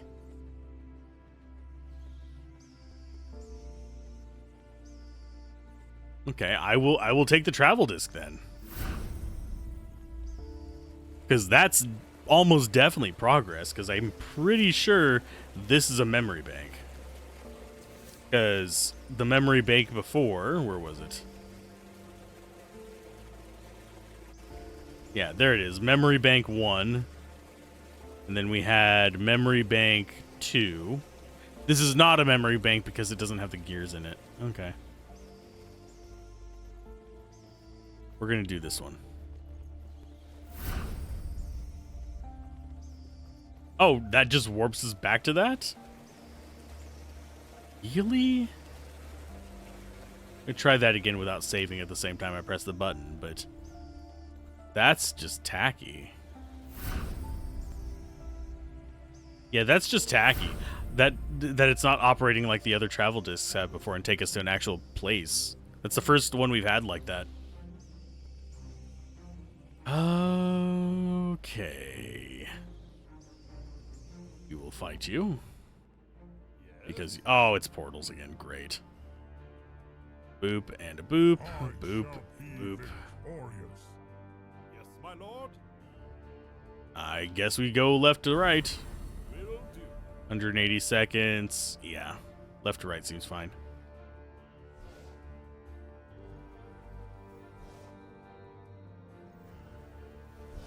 So if we can get these torn down before they're a problem, that's going to be the ideal solution here. I might even try to ignore the towers to an extent, just to guarantee we get through to the portals. Affirmative. Affirmative. Okay, so you guys go after that, and I will drop that in the middle so they go after it instead.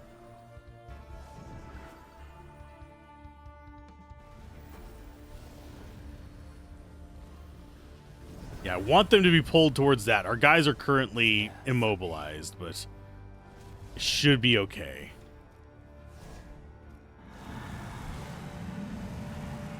The thorns are doing their work.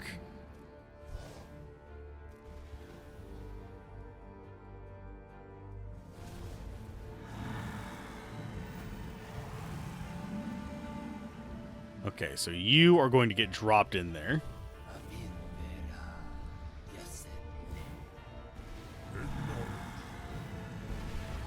And you guys focusing on the portal?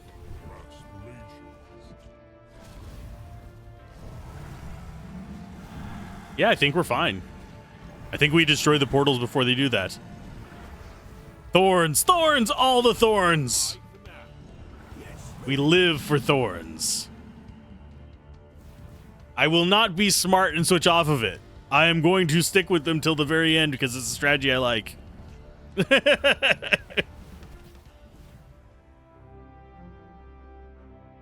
No one can stop me. Not even me. Because I don't feel like digging through all the gear.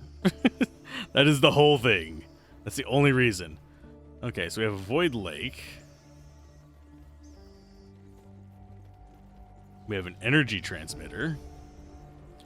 Device seems to be transmitting large amounts of energy underground through giant balls. That's how we all transmit energy, is through giant balls. Okay. Those are void crystals. We can't do anything with those. That thing right there seems like it's supposed to be something, but we can't actually interact with it. You have given me something on the map that I cannot interact with, game.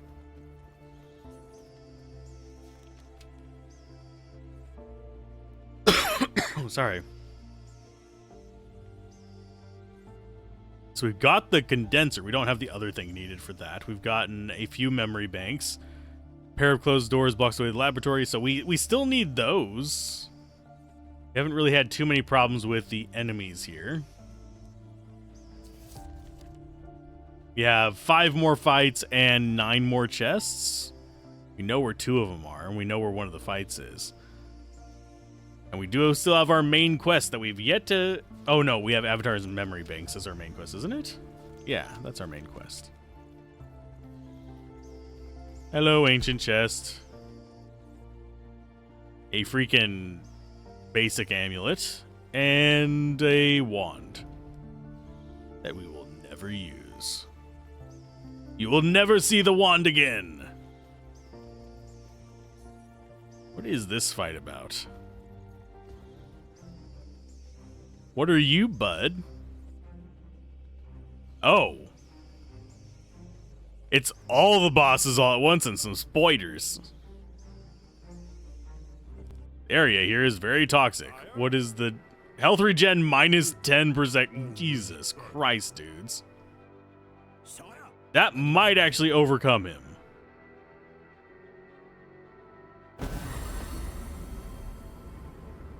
I think we'll be okay. Okay, so we go up there, and they have portals. No, these are turrets. That's fine. Okay, so you summon crap onto that. Break line of sight with the boss. Affirmative. Let them start their work there, and we will start taking down these towers.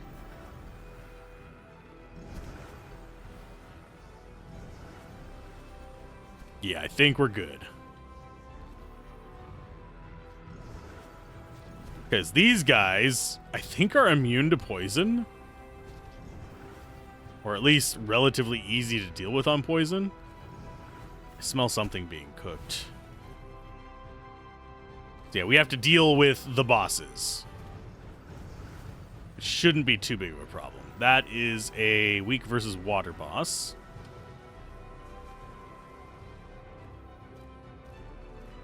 And now all of our guys are going to start focusing on them because guess what we've finished off? The stupid towers. That guy's going to be immune to water, isn't he? Yes. So we need them over here. We'll send Earth over that way to deal with that. So yeah, that's pretty much the only one we're going to have to actually send our heroes after over there. If we even have to send them over, because they might just die whenever we get rid of this guy. Which, he is not immune to water.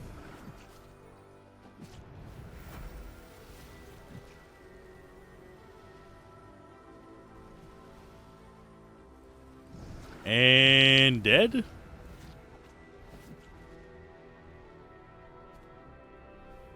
Okay, so we have 7% boss health.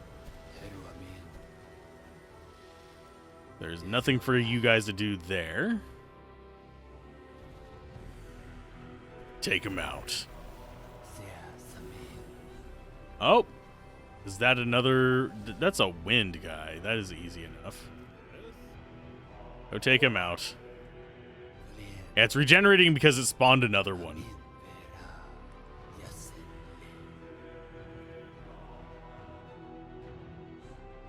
Where's the next boss? We're just fighting every elemental known to man.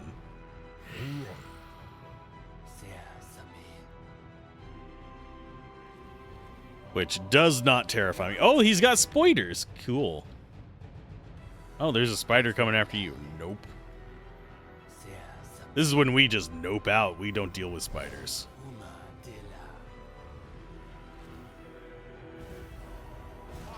You guys come back up here. Oh, we don't even have any of our main crew up here, and they're still wrecking this guy's nonsense.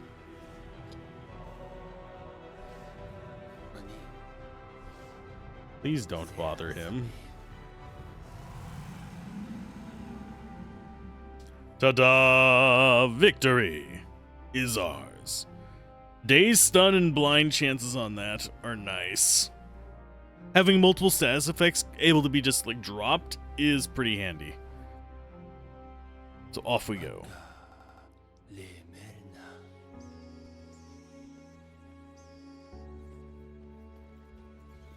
Mana pods. Long lost storage area full of mana pods. If this is pure mana, perhaps we can replenish that which we've expired. Wait, some of these containers have toxic warning. Why would the Magi store lethal liquids among pure mana? Of course, Your Grace. We cannot take the risk. Leave them be and let us move on. Okay. Don't know what that's about, but I have a feeling that might be... No, it probably is not a side quest here. Because did we not finish all... Yeah, we've already finished the side quest here. We don't have anything to do with that. That's just flavor? The flavor of toxicity. It's like candy! Okay. So that was what was there. We have another warp point here. Is this how we get back this way? Yes, it is. There's another stasis pod. The two glass chambers look similar to the pod that contained Kayla. When Eric looks beyond the pods, he sees remnants of life spark energy flowing from the left pod to the right. Your champions feel certain these pods were used to siphon life force from one individual to another.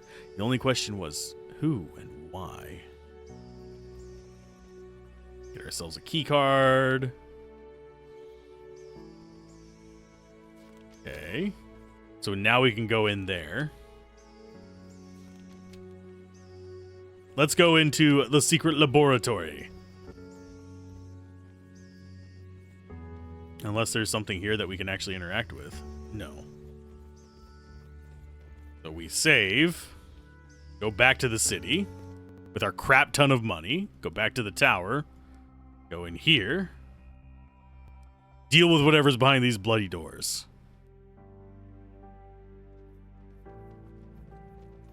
Now have a key card. We shall enter. Explore the lab. Yes. It's like the first quest that has us go back to a... We've had one other that has us go back to another floor. Though clean, this room has the foul smell of rotten vegetation. Kayla accesses the console and finds the biological record of every plant known to in Artara. The information suggests whatever the Magi were doing here, they focused on edible plants. There's a lot of remarks about increasing death count due to famine. Kind of figured as much. Got some junk up there. How many more encounters do we have here? We have one more fight. Where are we at? We're here. Okay, we have one more fight, 2 more chests, and 2 side quests. Which is, yeah, secret, explore it. basically, is probably what it is. The fuck are you? You're a big ugly. A Void Guardian. It's got Void Rain, it's got Void Balls, it's got Void Barrage. Effects are unpredictable. Groovy. I like unpredictable enemies. They make my day. Don't fall short. Because I can totally build a strategy around them. Will do. Your wish is my command. Okay, so you drop that there, drop out some friends here, and get moving back. You get immobilized, that's fine.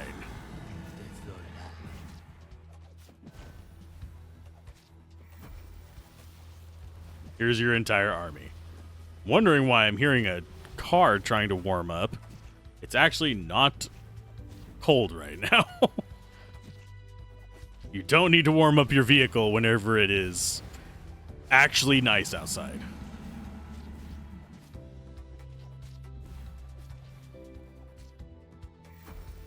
Lure. And I think we are fine, but I'm going to go ahead and drop a heal there just in case. Ow. You're not supposed to target him, you jerk. And boss is gone. Which gives us access to... Ooh. Ooh. Okay.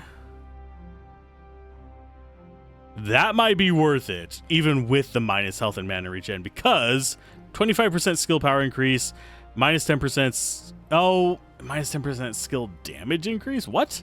What's the difference between those two? And on-hit effect is minus elemental resist, up to 150%. And we have a massive crossbow that is pretty much the same kind of level of broken as our current Reaper one. Cool. That is tempting. That is very tempting.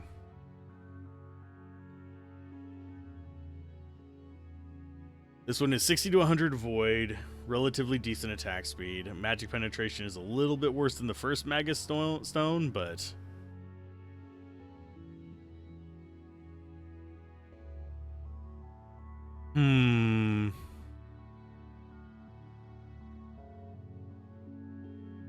Do we take it is the question. There's one thing we can do with this is just item forward to drop that in there and do our thing.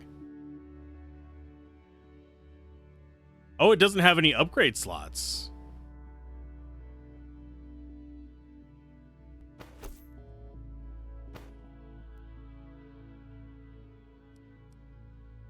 That's strange. I don't think we've had ones that have absolutely no upgrade slots.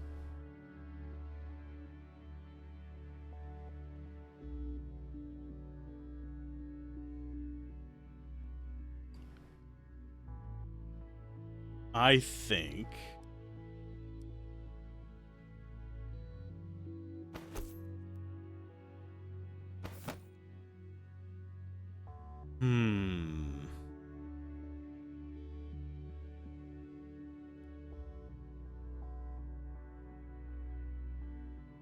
I think we go with that. It's lower skill power. I think it might be... Yeah, it's higher DPS. We actually gained mana regen from that somehow. But we lost some health regen. Which is bad, but I think we can overcome it. You can access them from the city, test your tactical skills against shadow constructs. That is the last fight on this floor, and we have one more chest. We have a greater scroll there. Constant reverberating hum accompanied by erratic pops and cracks sounds underfoot as your champions traverse the glass walkway. 2 life plus 30 mana, no. worth it. Oh, we got an electronic panel. Champion's breath billows out before them as they move into the frigid chamber. A large machine against the far wall reveals many strange components. Large metal rods, twisted coils of copper, and malformed metal discs. Rakem noticed it looks similar in design to the Organte communications devices, but as far as your party can tell, it is in fact no such device. Toward the backside of the machine, a crystal and stone pedestal rises up from the floor. This formation looks exactly like the various portal control panels your party has encountered, but instead of swirling portal of energy, the crystal formation reaches up to a 5-foot diameter disc of frosted glass. Directly in front of the glass disc, another smaller piece of glass sits attached by means of an iron framework. 3 additional pieces of glass continue the design, each being smaller than the one before. The strange glass apparatus points to a man-sized metal cage affixed with tubes and hoses in the corner of the chamber. Ayla discovers a silver recorder box built directly into the machine. While the machine itself is not powered on, the recorder apparently has power. Kane nods and Kayla activates the recorder. The raspy voice of an old man calls out, apparently in the middle of a conversation. Care must be taken to siphon precisely 10 to 20 microcams of energy from the Organte dimension. Less than 10 units of energy will not be adequate to power the construct, while over 20 significantly increases the construct's resistance to programming. And while the latest versions of our shadow constructs have proved extremely stable and manageable, care must be taken. Complete lifecycle production documentation is available on recorder and in manual form. We know for a fact true Organte constructs are faster, stronger, and more powerful creations. It is my greatest hope that we can use the invaders' own weaponry and technology against them, perhaps even improve on their designs. I encourage all Magi assigned to shadow construct development to experiment with future iterations. Be sure to follow all specified safety procedures, do not develop more than one construct at a time, and do not, under any circumstances, leave the ocular energy amplifier active without target construct in the development cage. Yep, the rebellious Magi who sought to overthrow Proteus would appear so. Stand aside for one good swing of my axe against the glass contraption, and I'll put an end to those abominations once and for all. We have discovered machines to listen to the Organte, perhaps communicate with them, and now we have a working means to harness their energy into constructs of our own design. We already know the Magi's constructs are quite formidable. Perhaps we can finish this very thing they started. We have a machine that channels their own energy. This could be the key to... Okay. Perhaps and perhaps not. The Magi clearly spent years developing their constructs. We have but hours to our disposal. The safest course of action is to destroy the equipment as Rakem suggests. Kane nods to Rakem, sending the dwarf towards the glass discs. Instantly, your champions fall into disarray, shouting and pushing one another. During the scuffle, someone knocks into the machine as power crystals begin glowing. With the heavy thump of automatic mechanical lever, the main glass disc turns pitch black. A moment later, the second smaller disc in line similar darkens. This isn't until Whisper is condensing her form behind the iron bars that Maeve pauses long enough to take notice. You are foolish enough to destroy our one true clue. The Queen of Shadows will be foolish enough to absorb this Organte energy firsthand. Okay, how can your champions force a woman of mist and shadow from behind iron bars against her will? At the second the last disc turns black, you only have seconds left before Whisper's decision is irreversible.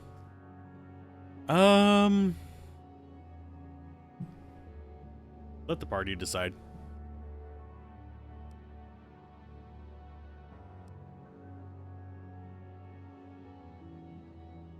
With the last piece of frosted glass turning black, numerous lights in the machine flash. Time for debate is over. Kane turns away from the cage to face the machine and calls out in desperation. The risk is unacceptable. Boron, get that cage away from the wall. Without hesitation, Rakem hurls his hammer towards the glass discs. His iron cracks the glass, but amazingly does not shatter it. But before the dwarf's hammer hits the ground, Kane throws himself against the contraption, pushing the metal framework up towards the ceiling with all his strength, and leaving it on target for Whisper, because he just doesn't do enough. As the shield guard struggles to move the apparatus clear, the final piece of glass turns black, sending out a blast of Organte energy. Discharge tosses Kane across the room as it shoots towards Whisper and the metal cage. Just as the beam of energy fires, Boron tears the metal cage from the wall, pulling the Queen of Shadows to safety, vaporizing a few inches of stone and staining the entire wall black. Okay, after a moment, Kayla is finally able to disable the beam and power down the device. Despite the clear danger, she mumbles about wasted opportunity and shakes her head in disapproval. Groovy. That's an odd thing. Got the Void Guardian there.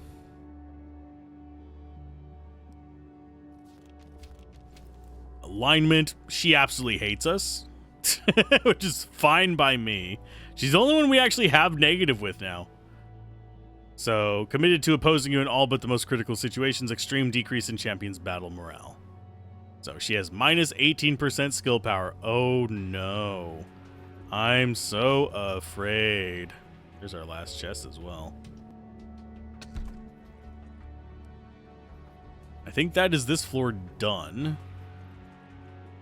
Console here designates this area as the medical bay. The following people are listed as being in cryogenic stasis: Magus Pytheo, Guard Barbarax, Elven High Administrator Celebosian, Shield Guard Captain Lucius. Unfortunately, their wounds are too severe to try and revive at this time. You don't say. Health regen per second is going to have to go on you. Because you are unfortunately fairly, not negative yet, but not in a pleasant place. I think that's everything in here.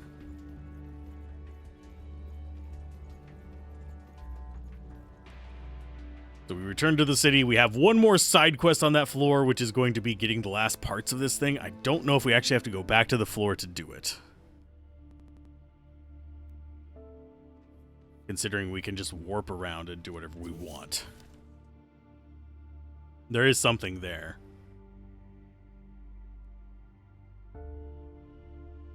Yeah, we're running out of things that we can do on this floor. Which leaves me slightly suspicious.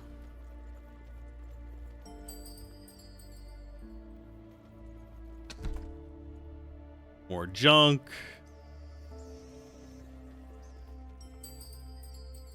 And yes, I will gather the crystals. It's not going to really do much for us. This is just an orc camp that's abandoned, I think.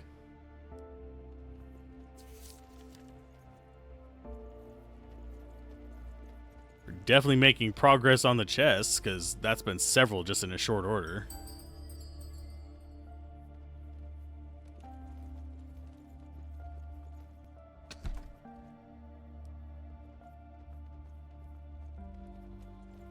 Okay, just off this way, and I don't see any way for us to go across those bridges.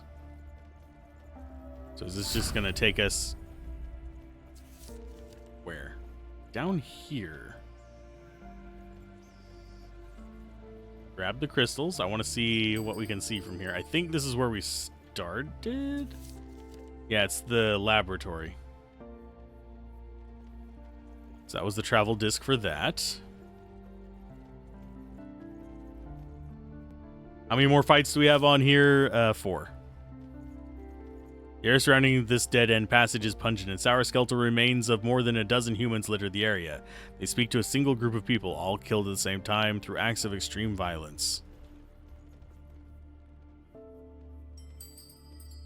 That is unfortunate. I mean, it doesn't do anything to us, but still.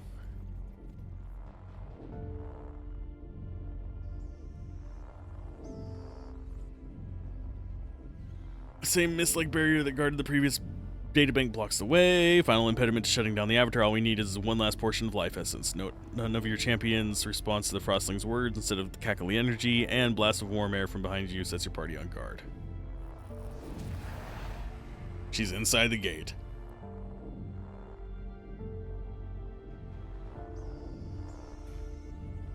You who are? I am the Tower Avatar. Command link open. What's wrong with her? Her systems seem to be resisting the reversion of her initial status.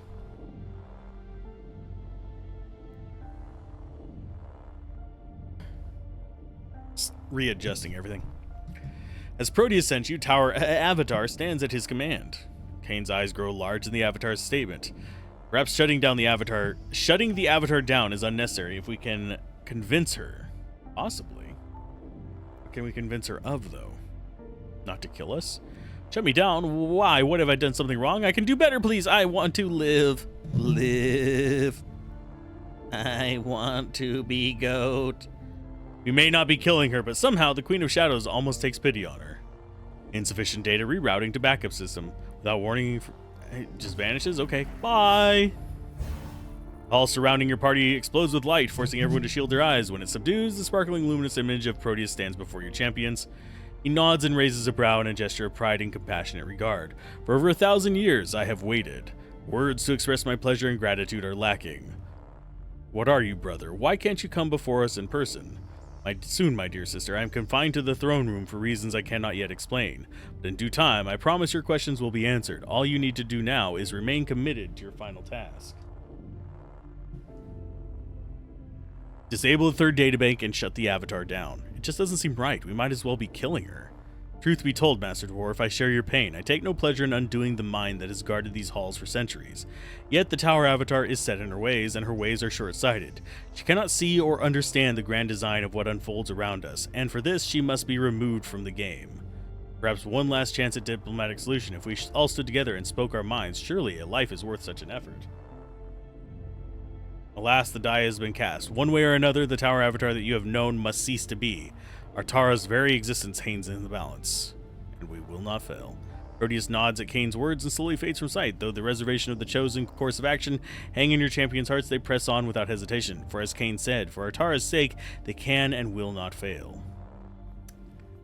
So we get to go murder some people. We can get some more souls. In these last 4 battles and last 5 chests. I have a feeling it's going to be an ambush, judging by how this layout is. Jeez. Grab the gold before we take the disc. This one is likely to be connected to that. There's our warp point.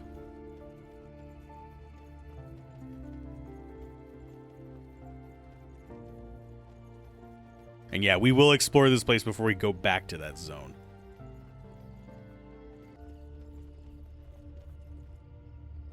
Kayla manipulates the control panel, pulling up screen after screen of information. Though it's all in common tongue, your champions can't make much sense of it. After a few more moments of scanning through the interface, Kayla finds a file signed by the first Magus. She launches the file, and Proteus' voice fills the air.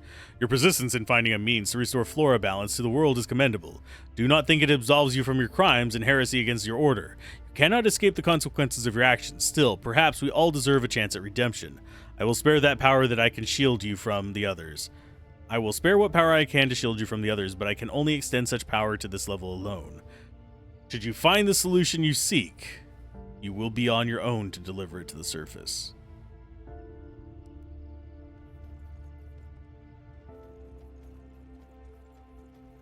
So these are the plants that they were able to regrow.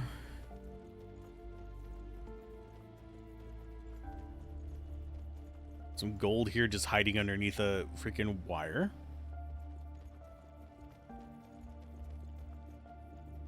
We have a giant circular area. What are we doing here? I don't know. The strange room before your party has another Organte communication device mounted to a stone pedestal at its center. Unlike the other devices, this machine is already active. Small wisps of purple energy crawl along 2 thin metal spikes atop the machine at regular intervals. The familiar rhythmic noise of Organte whispers pours from the machine. Feel your champions struggle to decipher the words, but for some reason, they cannot understand them. You watch the device come into clearer view as Kane and the others move closer.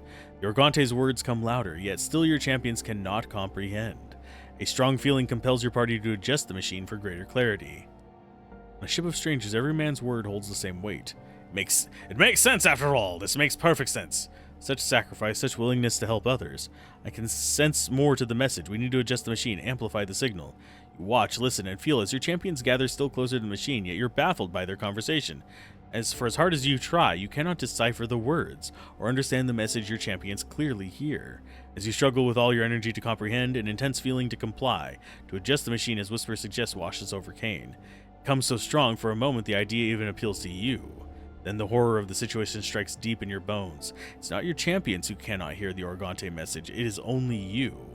The aliens from another time and place, aware of your presence, block their transmission from your awareness.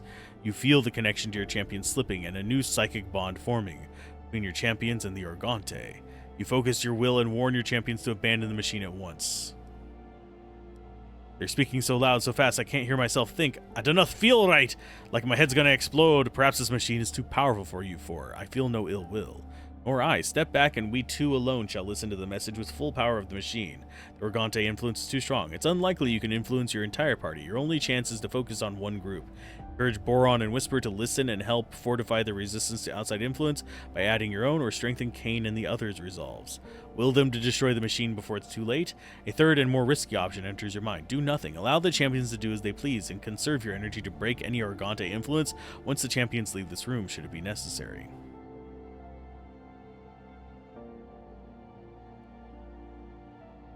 We saved right before this, so I'm going to let him decide. Subtle warning you projected to Kane and the others causes them to hesitate further. Kayla even steps back from the machine, holding her temples in distress. Straining with all his might, Kane momentarily shakes the Organte influence from his mind, clenching his ears as he mumbles to himself, "No, this is not right. The machine must be destroyed!" Boron and Whisper huddle over the machine, manipulating its controls to amplify the signal when Kane roars out from behind. "Stand back!" The shield guard's blade flashes, severing the thin metal spikes of the device in half. Purple energy flutters one last time into the air. Instantly, your champion's will is restored. Everyone looks to one another a bit confused and disoriented. Even Kane is suddenly taken back with what exactly just transpired. Showing no recognition of what truly happened, Rockham points to the machine and speaks. "Look here, I believe that's the missing coil component the librarian described."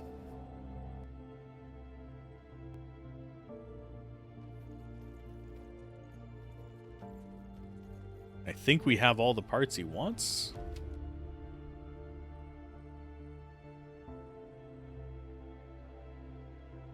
Now we need to wait for his arrival. I don't know what projection of light. I thought it was protection of light. My brain was in, like, I want to say probably Magic the Gathering mode there. Circle of protection from white. There's some dead prisoners.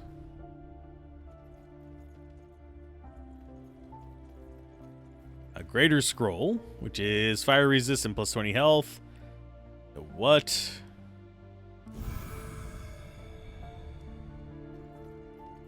These orcs have been dead for a long time, yet their bodies do not decompose, almost at all. Must be due to the preservation magic mastered by human zealots. Their corpses don't even get to rest. They are forever entombed within this godforsaken hellhole. We missed gold over there. I think we did. Oh no, we missed a little bit of gold. We have to start over from scratch. We missed a pile of gold. It's the end. No, we got to do another 30 some odd hours of this. I am being facetious, in case anyone is concerned. Oh no, an ambush. Whatever will we do? Probably murder all the last of them. Okay, as far as who... Oh, whoa. It's a 3-person trap. I think we need you first. Start battle.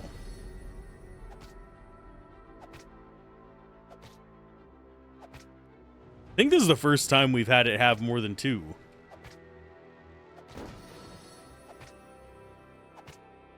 Okay, so you're free. And start dropping it on there. Your wish is my command. Okay, there's a little bit. Go ahead and start dropping out people to grab that guy. Moving into position. Yeah, we don't have much in the way of enemy threats now. Well, it looks like... No, it's just high guards. I was about to say, it looks like our our character, our tank, Kane. But no, it's just random dude with hammer and shield. Sorry, I'm adjusting the microphone so you're going to hear some squeaks. It's not rodent in your ears. Okay, so you go there. Yeah, just need to get some bodies out. And now I think there's gonna be pretty much nothing left that can threaten us. Unless they get some of those poison guys. And even then, I don't think that would be a huge problem. Because we have we'll have our army up by the time any big waves arrive now.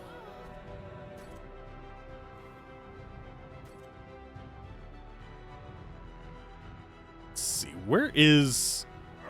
Okay, so we have Elf here. I don't know where you are. You are up there by yourself. Okay. Yes, moving. At your Okay, service. you two, yeah, you can just do whatever the hell you want. It's fine. Because they'll kill this and come over and help him. I want them to get back with Kane over here. All right. Just so we have all of the elemental resists all in one spot. Because we are 100% going for the Thorns route on this. Will do. The only thing we have to worry about is a Sundering Mimic, because all the other units with Sunder and stuff like that have very short durations on it, comparatively. Whereas the Mimic has that freaking hour-long nonsense. I think it's actually longer. No, it's about 10 minutes, because it's 600 seconds, so yeah, 10 minutes. Not quite an hour. Still, for the length of these battles, it might as well be. Because if a battle's lasting more than 5 minutes, maybe like 10 minutes, you are not going to win usually, it doesn't seem. Because that means you're not doing enough damage. Moving into position. Who will win? The army of water elementals or 3 bad dudes? Be victorious.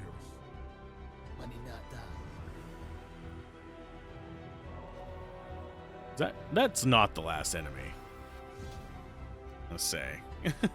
That better not be a 20% enemy down there. My command.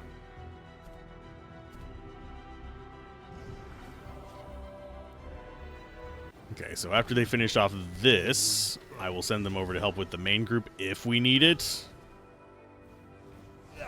Doubt we do, but I mean, might as well speed it up a little bit.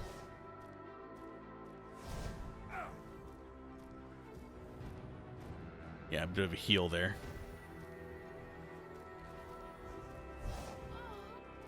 All right. And the last one. Little Mr. 1%. Decent amount of damage from everybody. Yeah, he's actually catching up on damage too, is nice. Kane is. Wasn't expecting him to.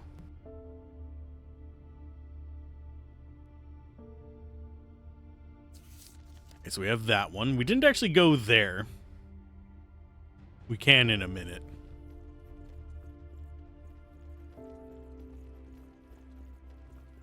Hopefully I muted it during that. Otherwise, gross. Had a burp. It's fine. We are all human here, playing video games and relaxing. Some of you, that is an upsetting noise. For me, it's just part of life. Hi, guys. Time to die. At your service. Bigger is always better. And start battle. Oh, we have portals. We're thinking with portals. Okay, so you guys are going to actually go after this one first. Position. And you are going to summon all your garbage up here.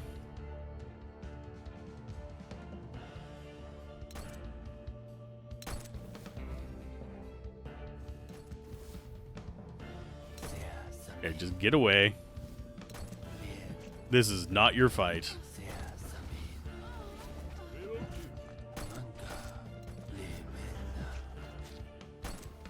This is his fight. Okay, so we got rid of one of their portals. These guys should take out these idiots first. Acknowledge.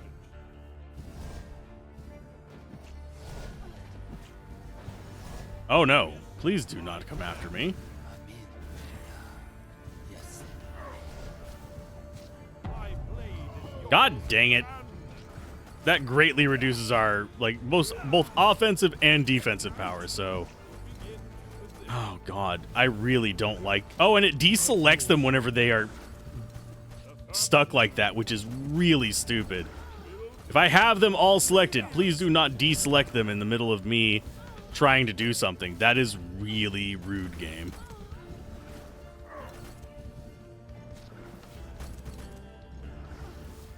Wow, this is garbage.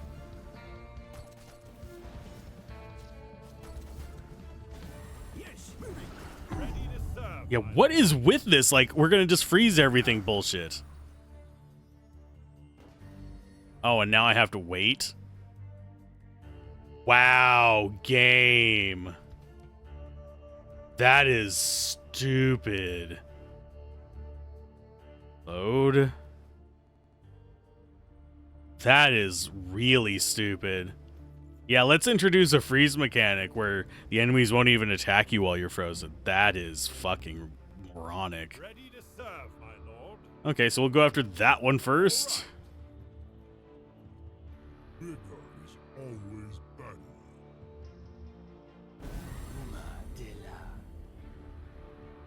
better. Get you in there to kind of like get them riled up. Ice. Frost. R to everyone there. They're gonna start shooting you in the butt, which is fine. Okay, so that one's done. You guys start in on this one now. Why did it swap their positions? That I don't know. What is with this?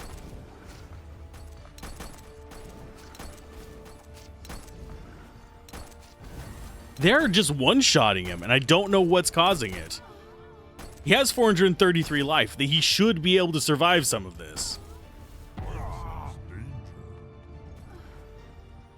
I don't know what's up with this. I'm gonna have to just micromanage the dumbassery, I guess. I really don't want to do. We've been just kind of like churning through this without even having to think. Now it's just being a dick to me. I also hate that it's swapping where the portal is, so I'm having to guess each and every time as to whether a specific location is going to be the right one or the wrong one. Don't fall That is irritating. of your aspiration. Okay, so which one of you is the short duration one? The left one. Go kill it, please. You get on top of that. You go ahead and drop this there. Drop a ice storm on it. Drop a heal on top of them. Just get this going and get this dead.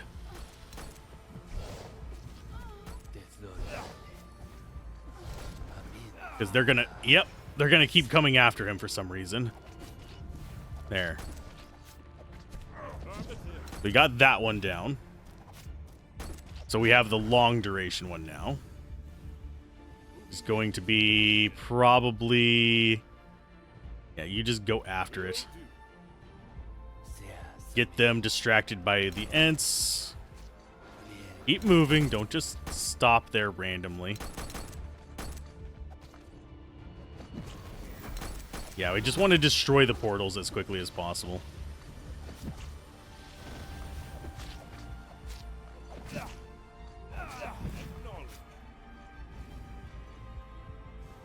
And there, we got it. Yeah, it's just a matter of figuring out which one to go to first. I just needed to pause at the beginning and aim for the one that actually makes the annoying nonsense. Now we just have armies of idiots ready to be sent out.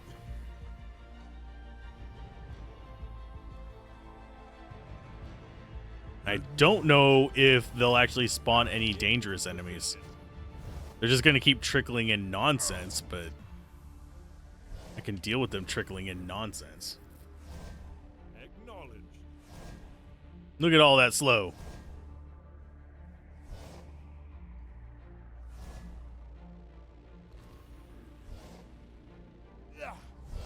Affirmative.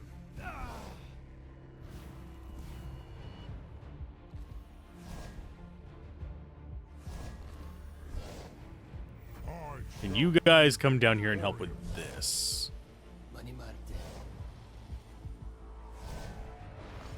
I don't know why they're randomly like going after him. They'll go from fighting these guys right here to just bum rushing him. The AI has not proven to be particularly smart before this, but I mean, they know that he's a target, but that's just because he does a high amount of damage.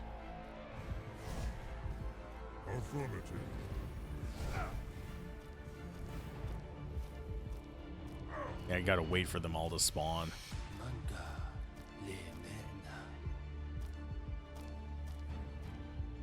Okay, that one up there dies, and we're done. Nice. I don't know why we were having so much trouble before, besides them just, like, really crowd controlling us hard. Life force almost filled. Yeah.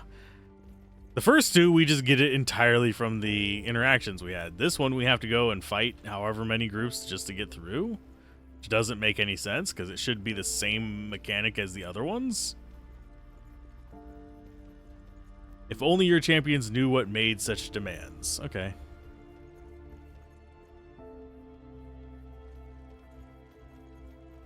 Map-wise, we should have... Yeah, we have 3 more battles. We have 4 more chests.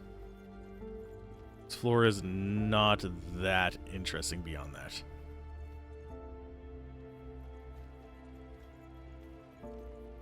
Nothing in there. We should have another group of humans. Yes. The sounds of metal crashing against stone echo throughout the chamber as a lone soldier of the Pure Empire stands dismantling one of the Organte listening devices. He seems uninterested in most of the parts he pulls away, tossing them over his shoulder with care.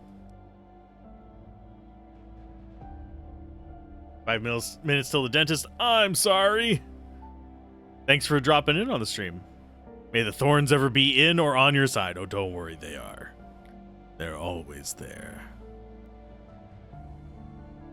Hopefully it all goes smoothly, Locke. Bronze-colored armor and heavily accented with gold is highlighted by a handful of medallions on his chest, and the bright multicolored peacock-like feathers of his helmet. A small ivory horn and satchel lie strapped across his chest. So you are the great champions of this land. We know. Hand over our technology to Imperius.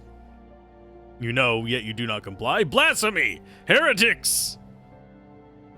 You truly are arrogant people, to come to our land uninvited and presume to impose your will. I know not how the races of your world responded to your aggression, but Artara will be no easy prize to claim. Have a good New Year's, and I will be streaming tomorrow as well.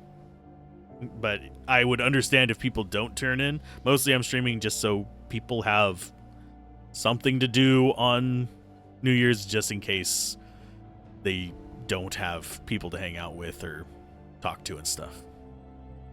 Your resistance is irrelevant. We come with the holy word and purpose, and in truth we were not invited. We were not uninvited, sorry. We were led here by our benefactor, he who was appointed by God, the high priest, the forerunner. He has revealed this tower gateway to your world, not only as a means to capture impures as trying to escape our own, but as a haven of impure that needs to be purified. Queen of Shadows has seen the quality of your pure empire, and she's not impressed.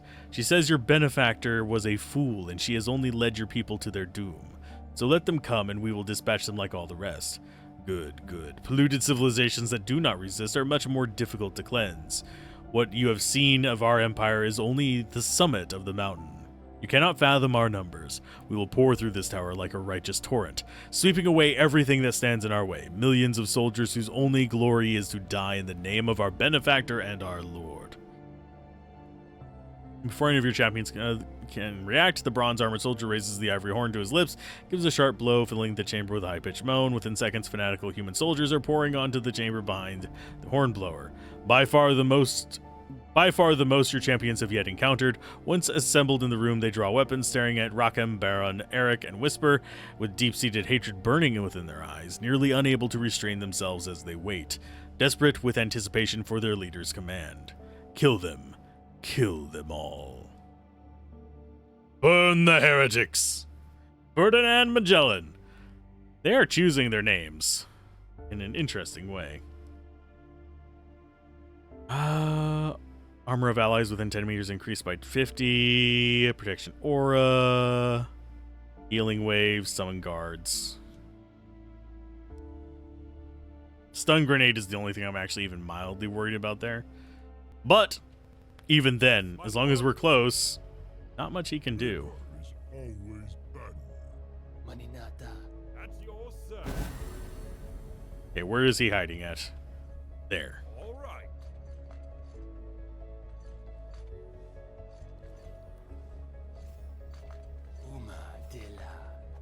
So get on top of him.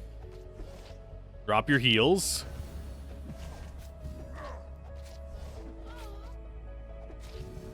They will deal with them over there, and then he'll eventually come here and start dealing with him. Thorns ignores immunity or armor or anything like that, so yeah. He do be trying. He do be trying.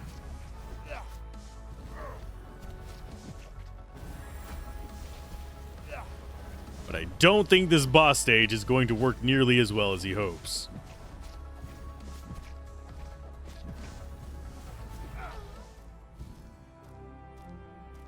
See, that's how easy bosses should be.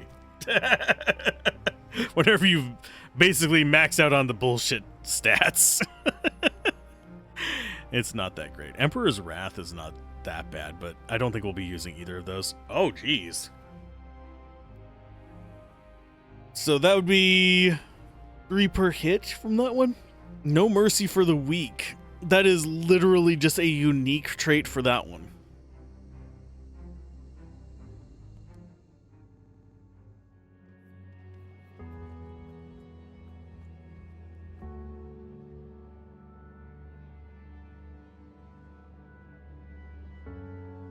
Many of the human soldiers lie wounded or dying as Cain presents Proteus' crystal and begins siphoning life essence. The action causes the remaining survivors to scream out, "Diablos!" and recoil in terror. Amid the chaos of the scrambling, screaming survivors, Whisper notices the librarian's crystal. It pulsates quickly with a bright glow that increases in speed with each passing second. Torchlight behind the party announces the librarian's arrival to the chamber. Perhaps he's the real Proteus. Oh my, what has happened here? We had no choice. They are religious fanatics from another place. I see, how unfortunate. You found your machine components. We can get that listening device back up and running again. Well done. Rockham presents the 2 components. The librarian takes them with gracious nod. Then he walks over to the leader of the soldiers who is on his dying breath. The soldier withdraws a small blue crystal pulsating rapidly.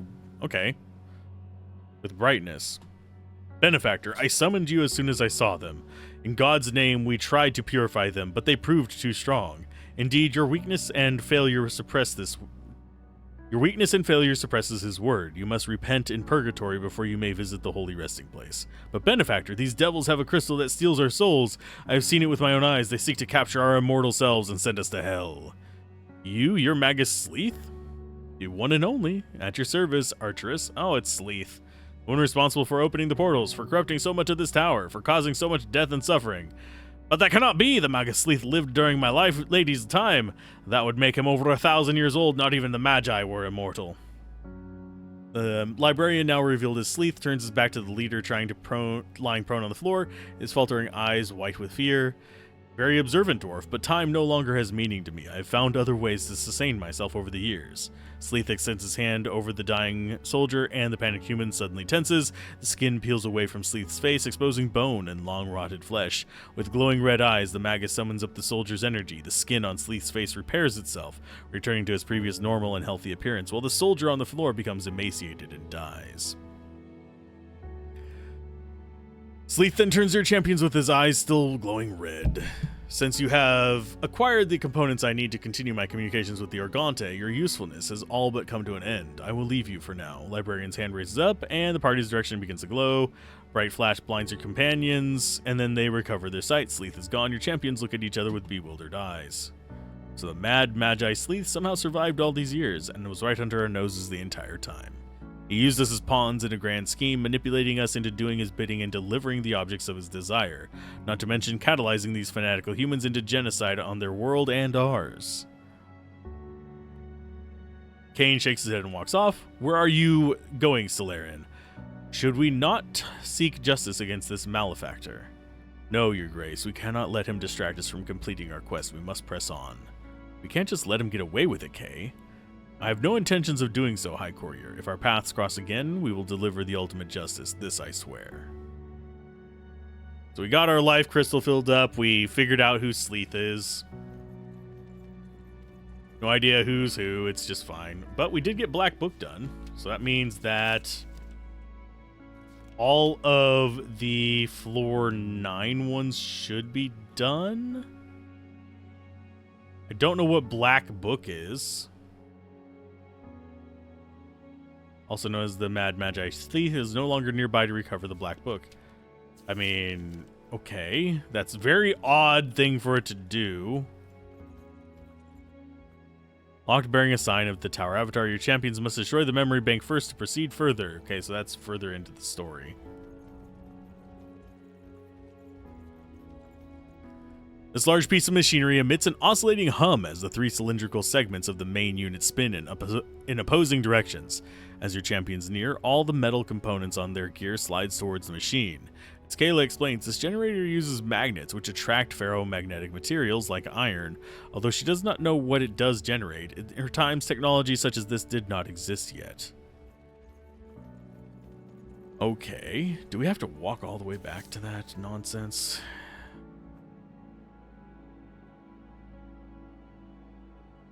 I think we do.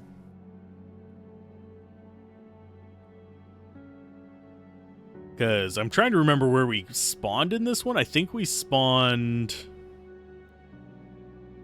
really far away from a portal. So there isn't really like a return to the entrance point where we can just easily do it. So we take this, we hit this one to the conservatory. We use the travel disc in the conservatory to go there, and then we walk ourselves back. As you know, putting a warp point in here would make perfect sense. It's such an unfortunate place to, you know, possibly have fast travel so we don't have to backtrack quite as much.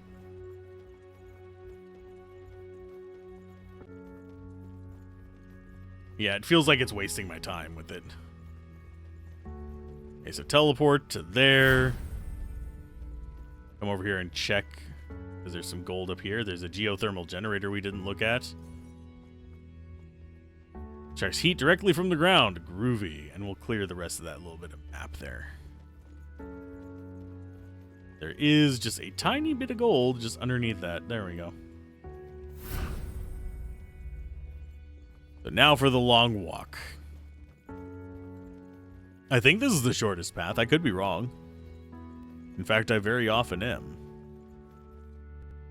But once you've beaten the game, it doesn't matter if you were wrong along the way. Gathering before the third and final databank barrier, your champions withdraw Proteus' crystal. Before presenting it to the barrier and willing the essence released, they pause in silence. Their hesitation builds until finally someone speaks. A smart man knows the name of every poisonous flowering plant in the north. A wise man knows which poisonous plants can be taken in the proper dose to cure sickness.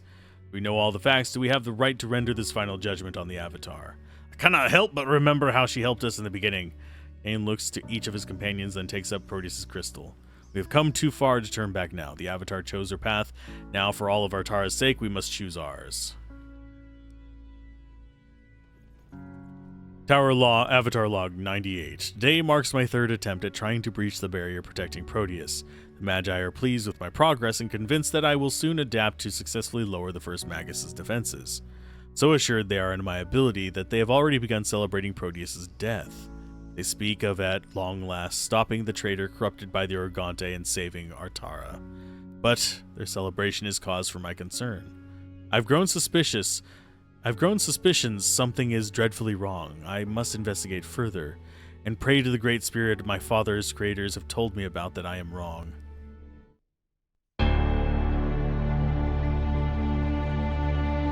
The Magi endowed me with true self-determination, yet despite this miracle, ordered me back to Proteus's barrier. Clearly something was amiss. To my deepest regret, the truth did not evade me for long. My creator's inner thoughts revealed a web of shadows and lies, and one horrible truth. The Magi no longer sought Proteus to recruit his aid, but instead to kill him, to remove the final obstruction preventing the Organte arrival.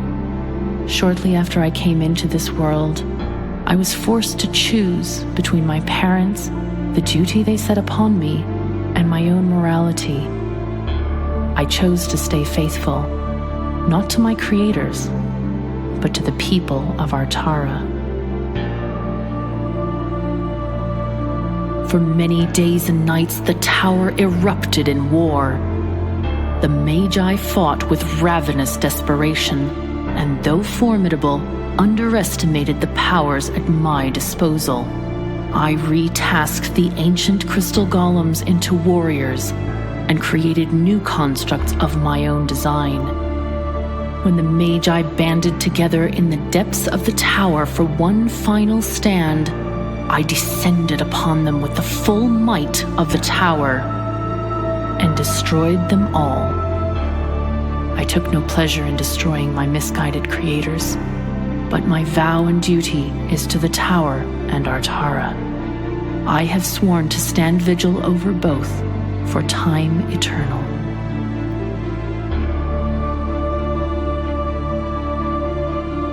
After all the Magi's lies, Proteus's goal supports my own. Protect the tower and the people of Artara. Unwilling to lower his barrier, the first Magus has remained confined. He leaves me to protect the tower as I see fit, and I in turn leave him to his own. But I must learn more of this Proteus, for I have already glimpsed a sliver of dark Organti influence in his mind. I sense it is only a matter of time before he, too, is corrupted by their lies. Only a matter of time until I must destroy the first Magus. I'm fine with being on her side. If we assume that all the cinematics are true, yeah, I think I would side with her. As far as the map goes, we've got 2 more fights and 5 more treasures somewhere. Where, I don't know. I'm wagering it's through that, and then it's just going to be down over here somewhere. I think we have a fight in here. Immediately upon entering the databank chamber, your champions notice a third silver recorder connected directly to the machinery. Unlike the other smooth, clean silver devices, this one is cracked, discolored, dented, and sits ajar, as if ready to crash down to the floor at any moment. Unlike the other databank rooms, this chamber is filled with clockwork mechanisms, gears of all kinds, and pieces of clockwork constructs. Apparently someone was using this databank room as a clockwork storage facility at some time. Not a clockwork storage facility. This is no damage by mechanical failure. Someone was purposely trying to destroy the recorder. Someone didn't want anyone to know what it contained. Then the Queen of Shadows intrigued. Can you recover the Avatar files, engineer? Does it matter? We cannot alter our path now. The bottom of the tower is nearly in sight. Kayla manipulates the recorder and is able to recover a single Avatar recording, ignoring Kane's discouragement. She plays it for all to hear. Tower Avatar log 98. Yeah, we already got this one. Feel distinct reluctance among them to carry out the destruction of the final databank. Even Kane, though driven by duty, struggles to stifle such feelings.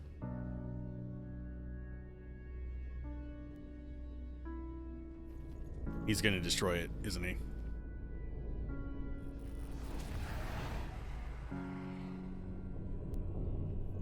As Kane raises his weapon, a rush of warm air and crackle of energy fills the chamber. Though Kane has enough time to smash the equipment, he lowers his blade and faces the Avatar one last time. The Avatar remains silent, looking curiously at the 7 champions gathered before her. Why were you about to destroy this databank? My systems inform me databank 1 and 2 are offline. If this databank is removed, my program would reinitialize, erasing centuries of accrued experience. Well, this is awkward. Yeah, it is. Obviously, her system is struggling without the use of her other 2 databanks. I do not know if I have the strength to continue in her presence. Perhaps if we could convince her to leave us, we need only but a moment. A sudden flash of recognition washes across the Avatar's eyes. I thought perhaps the same thing. For a moment.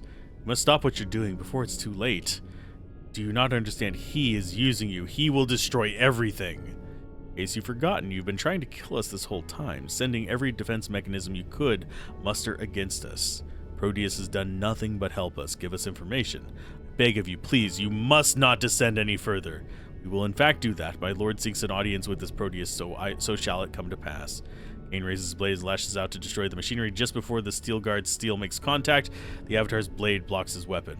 A familiar crackle of energy fills the chamber, condensing around the Avatar, shrouding her in a shimmering field of energy. Behind her, the clockwork mechanisms begin leaping off the ground, animated by the crackling energy. They slowly pull themselves together, rising as complete constructs. I hate that we don't have, like, choice in this. Yes, we can manipulate these things to do like what feel sadly like inconsequential choices. There hasn't been a side effect to them other than just our stats.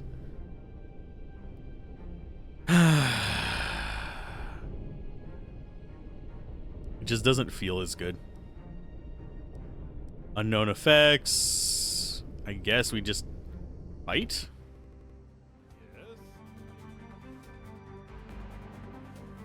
At least we have no cages or anything like that.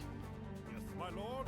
Okay, where is she hiding at? Oh, we have portals at the wazoo. Okay, go after that one first because it's the short order one. That's the longer one, and then we have her chilling over there.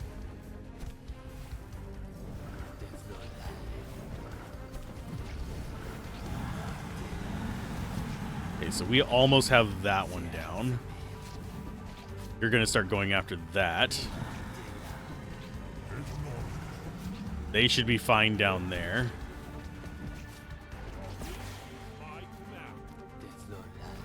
Okay, so the three of them need to come up here and take care of that. We'll distract them with a bait.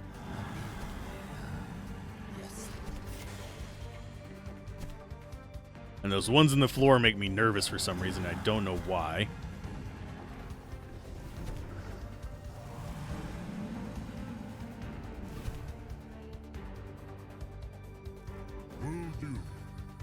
Okay, so we got both the warp gates down. So it's time to start dealing with her.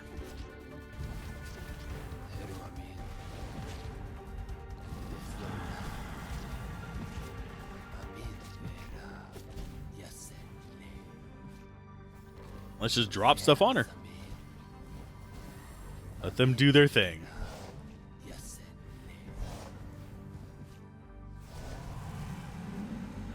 We have her surrounded.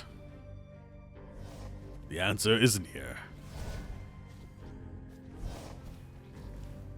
Surprisingly, this has not been as long as I thought it was going to be for this floor. I mean, we still have additional stuff to do, but go ahead and get out of that circle. The rest of you can stay in. It's fine.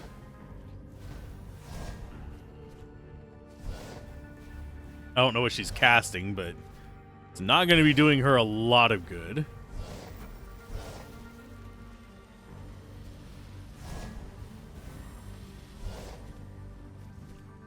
As they are going to start tearing her the hell down. And victory. You have found a ring. It's not bad. Void resist, health regen, movement speed, might. And we dealt decent damage throughout all that.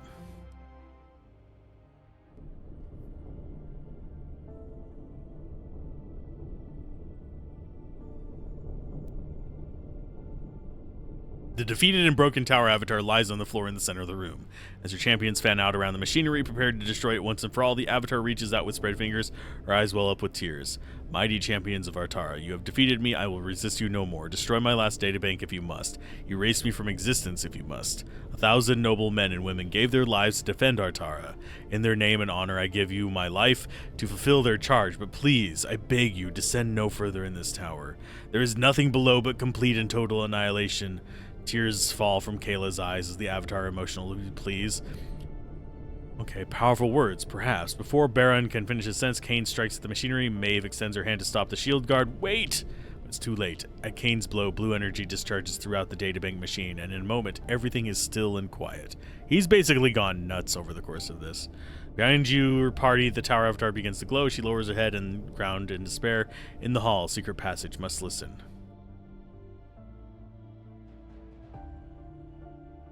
Okay.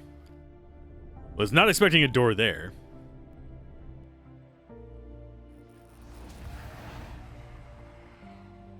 Avatar's luminescence shifts from red to blue. Her appearance changes to what your party first encountered, but something is different in her eyes. She rises before your party with a smile. Greetings, I am the Tower Avatar. How may I help you today? I'm sorry, I do not recognize you, but I have not met many magi yet, and Father Creator Nanan says there are many. We should descend to the lowest level of the tower. Will you help us get there? Heck, why would you want to go there? That's the dirtiest, coldest place in the whole tower. Plus, it's dark and scary. Keep you safe, Sprite Lady. And would be great if your debt...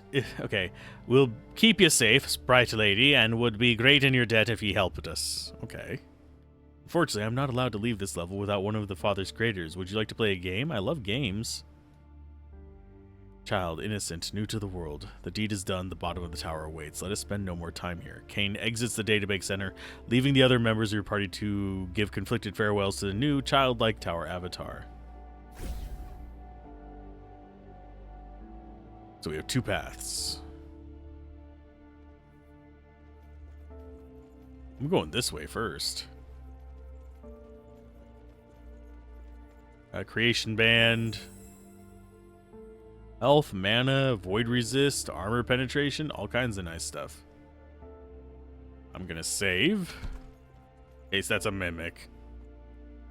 Wouldn't put it past them putting a mimic there. This is the place, the final words the Avatar spoke of. I think we owe it to her to find out what she wanted us to see. What purpose can it serve? We have already reset the Avatar and the bottom of the tower awaits. Pressured by the other members of your party, Kane is convinced and your champions enter a small secret storage facility of technology and machine parts. Many silver recorders are piled here, but only one is flashing with a small green light. Kayla takes up the device and reveals it's set to play a recording. She activates the machine for all to hear. Tower Avatar Log 99. I am in complete despair, for I have verified a most alarming speculation. It is not Proteus who has been corrupted by the Organte, but the Magi themselves. My very father creators are in league with the enemy, while the first Magus expands every ounce of life energy keeping the Organte at bay. Such deception, such betrayal, much wow. I have trouble putting to words the feeling within me. Perhaps heartbroken is the proper word. But despair only begins at this revelation. For now, I, the Tower Avatar, and I alone stand between Artara and those who would destroy it. There's only one course of action left to me. I vow here and now to defend the tower with all my being and ability, to honor the original Magi, the first Magus, and above all, protect the good people of Artara from the Organte and all other threats that would stem from this structure of my creation. As I no longer serve the Magi, this will be my last recording. Tower Avatar signing off. You mean we, laddie, we. Okay, what's wrong, Kay? I don't know. This recording proves the Avatar's loyalty has been to the people who are Tara all along. That's what... We learned that ages ago. For God's sake, game. But it doesn't make sense. The recording says the Magi were in league with the Organte and Proteus was good, so why was she so set on keeping us from? Don't know, she must have known something else, something we have yet to discover. She was honorable, fulfilling her oath to the last, and I robbed Artaria of such a loyal guard. Do not be so hard on yourself, King's Champion. As Rakem points out, it was a decision we all agreed upon. No, we didn't. You, the game developers, agreed on it. The rest of us were not complete fucking idiots. But you did not break your vows to accomplish the feat, Baron. I have been selfish, arrogant, fool. I have broken my sacred vows and cannot undo the consequences. I have broken my sacred vows and cannot undo the consequences of my actions. Cannot undo the consequences of your actions. Did I? I have left it unlisted on YouTube. I apologize. Thought I set it to public, but apparently it either didn't save. We've been going for a while there, so. There we go. People can watch through the old stuff on it, I guess. Maeve moves to Kane's side, but he turns away in shame. I am no longer fit to lead us. I should return alone to my lord and resign the position at once. No, you should just tell the developers that maybe, let us have the choice instead of making us have characters be forced to be stupid. Laddie, we need you now more than ever. Is there no way to repent for your mistakes? Just come along and be the shield wall. That's what we use you for. As the shield guard looks up, Whisper steps from the pitch black, her form for the first time completely flesh. She speaks with the tone that is firm yet lingers with a trace of compassion. Since no king is present, the queen will make do. Shield guard, your repentance is your reprieve. Kneel before me and renew your vows. And by the great spirits as my witness, I, the Queen of Shadows, shall restore your grace.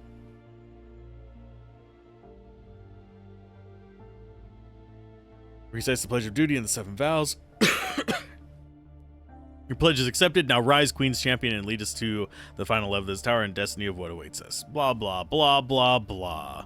We figured this out ages ago. They had it in the dialogue that we were already encountering with.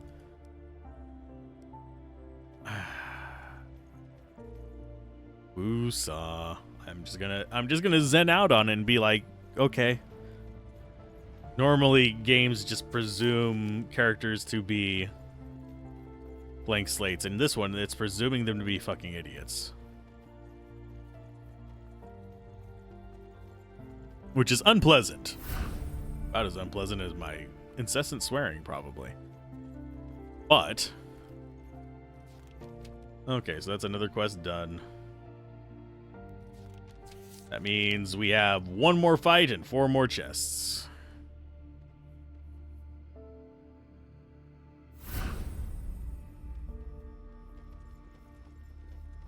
I don't think we'll get ambushed in places we've already been because the game has not set that precedent. It might, because it has actually broken precedent a few times at this point. Or used rare situations. But for now, we'll just assume that it's going to stick to the rules that it had before. Hey, encoding overloaded. Groovy. It's not. You're not even using like... well, actually, no, it spiked up just then. I think it might be because Windows trying to update at the same time as me going through this. The travel discs, whatever the travel discs do. We don't have choices on where these go. That is a lesser scroll, so it's probably just resists or something. Probably void. No, mana regen per second, sure. Not that it particularly matters on it. I probably should have given it to what's-his-face. Kane, I believe is his name. The leader, the one who's being a moron. There's one chest. And there's a warp point. Sweet.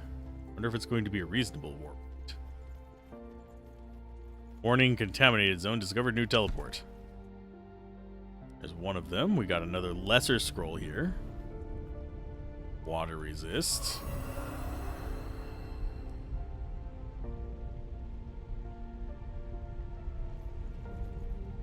The platform leads to an iron door sealed by fallen stone. The control panel before the door is active when your champions arrive. As Kayla tries to manipulate the controls, the console is suddenly overwhelmed by digits 0s and 1. The mechanism must have been too heavily damaged by the fallen rock. But does it serve a purpose? I forget what the term is for whenever you introduce items, they actually have to have a use at some point in the story. There's a term for it, but I can't remember what it is. We've got Void, Nether Power, probably just Great Magic Reflect, Magma Rocks, and draws power of the Void. Damn. Meh. Fight. Okay, so it doesn't have other nonsense. We have health regeneration, plus 150 HP per second. Lovely. That's going to make this a pain in the ass. Affirmative. Yes, my lord. Okay, so you need to go ahead and just be using that whenever you can. And we will summon allies. Oh, he has a pretty gnarly attack, that's for sure. And you can kill our Ents in one hit.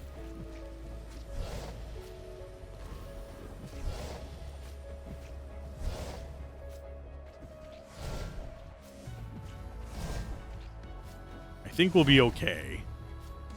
It's a matter of needing to not get all kinds of like horrible poison on us or anything.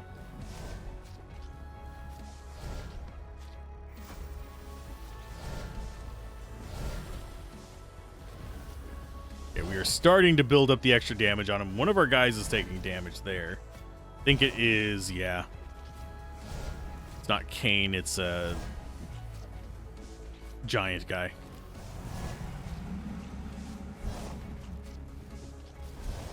Which is fine. We're slowly building up damage on him. They're going to start sending more allies out from these portals on the side as we move along.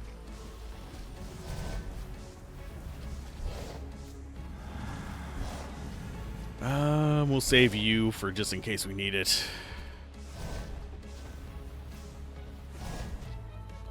Yeah, we'll summon that to distract any enemies on the side. We'll summon the Qs. That's gonna die really fast. You get distracted by him. Oh, they're dazed. Cute.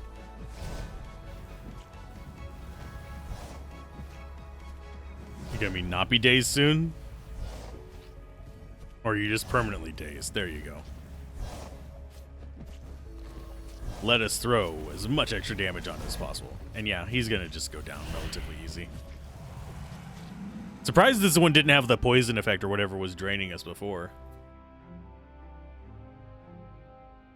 116,000.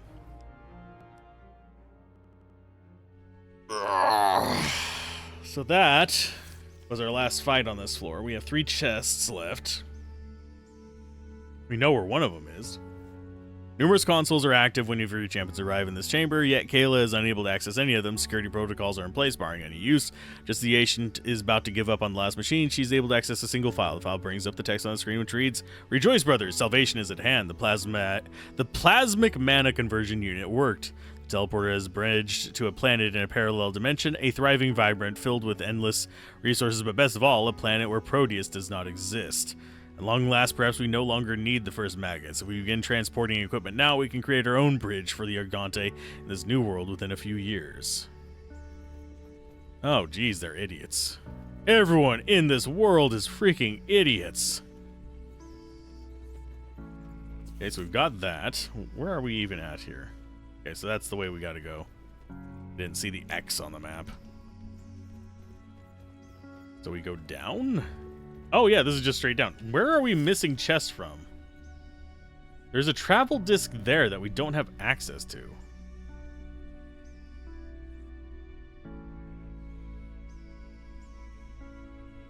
I'm not going to care about it, because it's just 3 chests. I don't need them. I'm not interested in them at this point. I just want to finish the game. On this floor, we have no information. This is the observatory. We have 2 battles. One apparently here, but below us, I guess? Then one on the throne. We've done all the quests. That's fine. Tower level 11. Okay. Yeah, there's apparently a lot of stuff beneath us that we're just seeing on the map because it protrudes out, like right there. So I don't know how far down nonsense we're looking at. There's a human figure. I think this is just going to be a boss rush. There's only 2 fights according to this. Yeah. Unless that's misleading us. Which it would be kind of meta, but I wouldn't put it past the game doing that. Not something that would surprise me. Partially constructed golem locked in a glass tube, an experiment or a trophy. Probably a little bit of column A, a little bit of column B. Here's a fight. The shadow constructs struggle relentlessly to breach the swirling wall of energy before them, each attack sending forth a fountain of purple sparks and shakes the chamber with thunderous boom. Though your party is only a short distance away and under no cover, the constructs seem oblivious to your presence.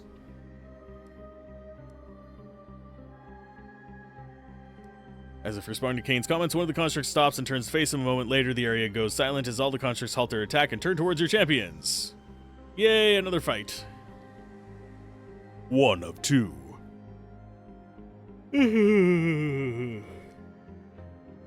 They're unskilled enemies.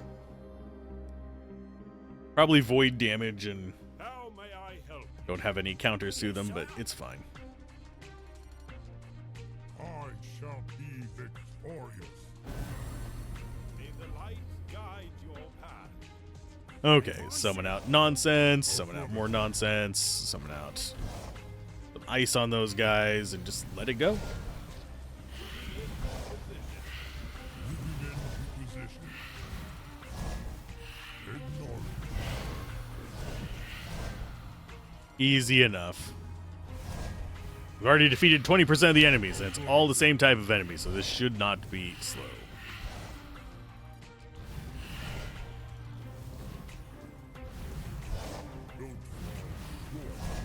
Yep, just stick on him. And yeah, we're fine. Is this just going to be like an easy fight for us to just nuke them? I guess? Because they're just guarding the other doors. We just have the wall of water elementals. We should probably heal you. How may I help? I don't know why that was like final dungeon worthy, but sure. The swarm? It's one of two fights, and then we have all these guys standing here.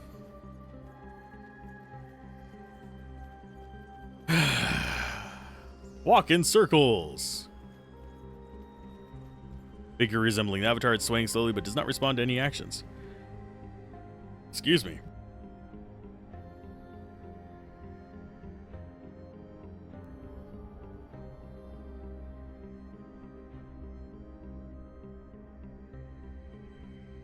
That hurt.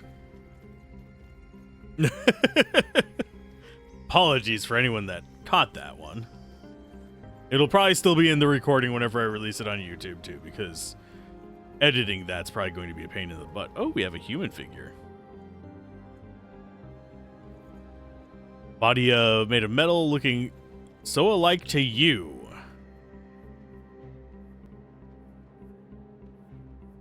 Interesting. It's us clone. Why do I have a feeling we're a tower avatar too? And he's been trying to manipulate and can turn it into whatever.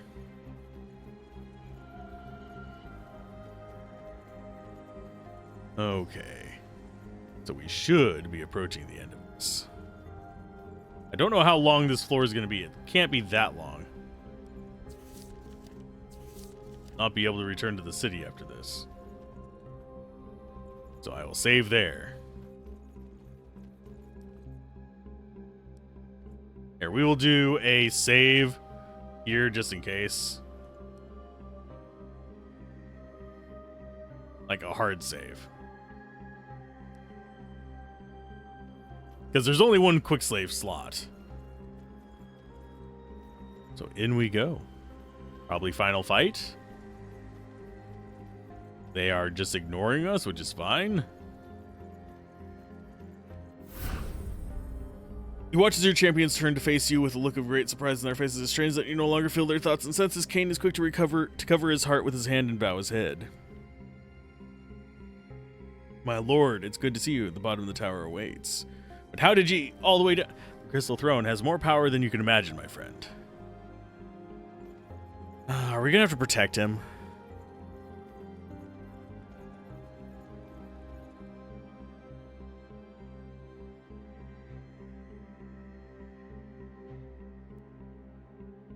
And the only reason you guys heard it before was because, unfortunately, the mute does not always catch whenever I press it.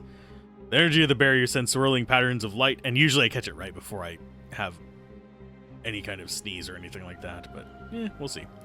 The energy of the barrier sends swirling patterns of light swimming across your champions as they stand before it. Boron cautiously places his massive hands against the translucent wall. When the field does no harm, he shoves with all his strength. Frostling's effort has no effect other than to cause the swirling patterns to condense around his hands. We have no means to penetrate this. I don't understand. I thought we already disabled the barrier to reach Proteus. Nay, sister, the barriers you breached to disable the tower avatar were not my doing. This one, however, is. Now the last of you has arrived. Come, join me. The throne room is near. A tear in the fabric of space and time, a portal that leads not to another world or dimension, but to an endless void of cold, dark nothingness. The party trembles with the jarring realization that the hovering black abyss is indeed the realm of Organte. Though it seems impossible to peer through the ebony veil, a longer glance into the black reveals dark shapes twisting and contorting. Countless bodies and distorted faces rolling and merging into one another, separating back into many, an entire race of beings existing without end or beginning, motions that speak of agony or ecstasy. You watch captivated, unable to turn away, as if every lingering second beckoned a secret truth that means the means to defeat your enemies to your enemy's feet. Wow, I can read. I get like words ahead and then I say them in the wrong order. Moments later, the searing pain behind your eyes, overwhelming nausea in your stomach, and irrepressible feelings of hatred snap back into your senses. You haven't been the only ones watching. The Argante focus their ravenous appetite on you and your companions, the weight of their desire nearly bringing you to your knees.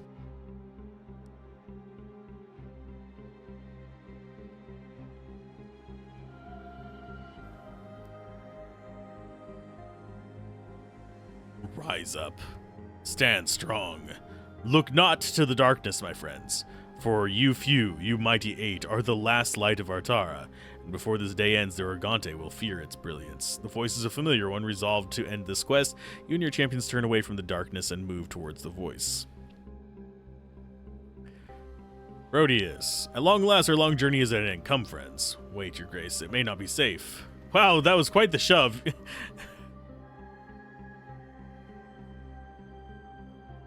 So it looks like the throne that was above too. Anxious to catch up with the ancient engineer, your party rushes forward, boldly pouring into the room. You nearly trample the young woman, but stopped frozen, staring forward intently. Your entire party stands with a grand oval chamber, staring at the sight before you in complete awe and terror. What can only be described as an explosion of darkness frozen in time lies hovering midair above the center of the chamber.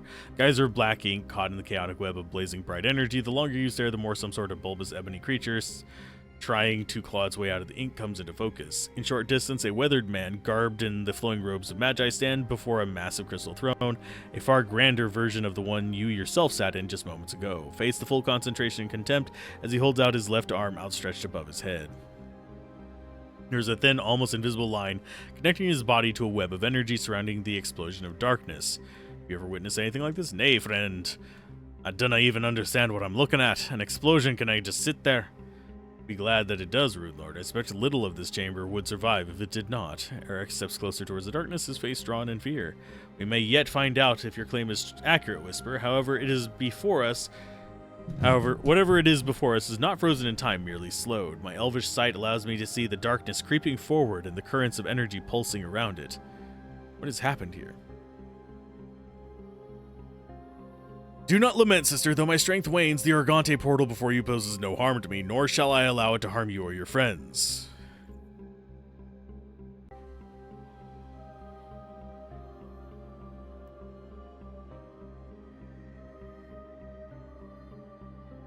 I'm confused about the stuff on the left there, but before we do it, Kayla steps towards her brother, but his face does not move in the slightest. His voice comes from behind. Turning to alleviate her confusion, the ancient engineer stands before you, staring into your eyes in a complete shock. You see the glow of your own eyes reflecting in hers.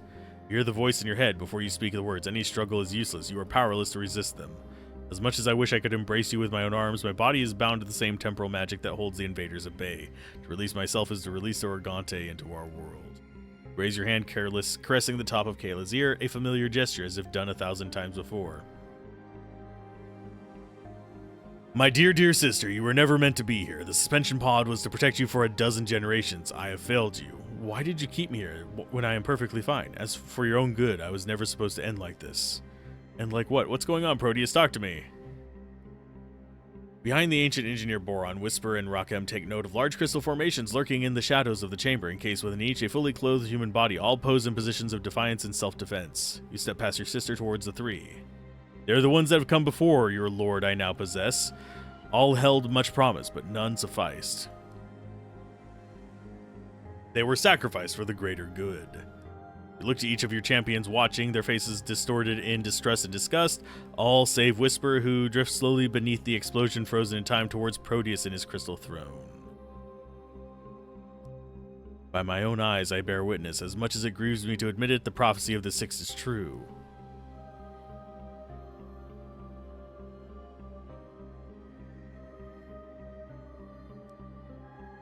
In the end of days, in the dying light, Six will stand almost godlike might. All will fall, yet none will fall. All will fall, yet none will fail. On their hallowed names, Artara will prevail. Whisper's form dissolves into a burst of black vapors in the blink of an eye. The shadowy mass appears before Proteus' throne. As the mystic's body returns to flesh, an ebony dagger appears in her hand. She plunges the blade towards Proteus' throat. Deceiver, destroyer, the Queen of Shadows denies you your triumph. Just as before the blade pierces Proteus' chest, a hand of metal grabs Whisper's wrist. Proteus' eyes shift towards his sister and the mystic. His lips barely move. So begins the end. Time for a fight! Boom, bitch, get out the way. With a tower-shaking thunderclap, time returns to normal, allowing the dark portal hovering above its complete explosion. To complete its explosion, the eruption throws everyone in the chamber to the floor, sliding them hard into the far walls. Weakened and struggling for balance, Proteus rises to his feet first, his body sparkling with fragments of bright blue energy. Stunned, you and your champions each rise in turn, finding your own selves similarly enveloped in crackling blue energy. A deafening roar and tremendous gusts fill the chamber as a geyser of pitch-black liquid-like substance gushes from above the chamber floor. The dark matter disappears into the far wall, as if the wall itself is nothing but an illusion. As the dark eruption flows, purple burst energy appears, announcing the arrival of the Organte. You and your champions slowly retreat and regroup and watch as a giant black embryonic mass spills through the portal. The shadows form quickly and take hold of the disgusting organic heaps, then disappear in a flash of purple light. The process repeats, the Organte clearly aware of your presence, but simply uninterested. You waste no time checking on Kane, Maeve, and the others. While much of the chamber has been destroyed by the explosion, amazingly you and your champions, as Proteus promised, are unharmed. What can we do? We've got to try and stop it. We cannot stop the inevitable. Yes, we can. This is a video game.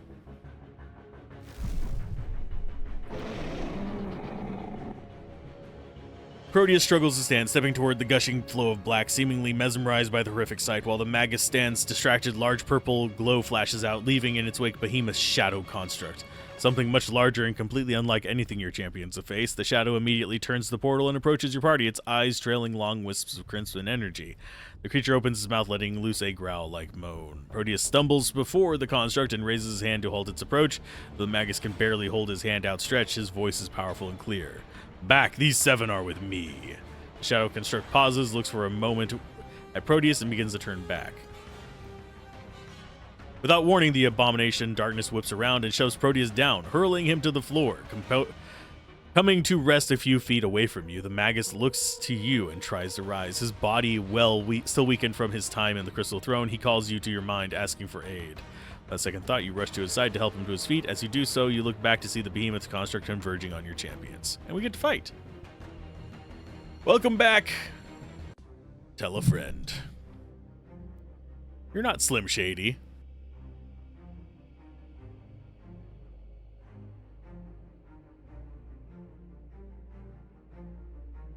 Okay, so we have Organte the Essence. Drain Life Force. Paralyze, pulls the target and stuns him, and Void Rain. It's got 100,000 life. No resistance to anything but Void. And it does Void damage. So, this is probably not going to be the worst fight we've had. Bigger is always better. Orders? Ready to serve, my lord. Affirmative. Start battle. Enemies regen 100 per second.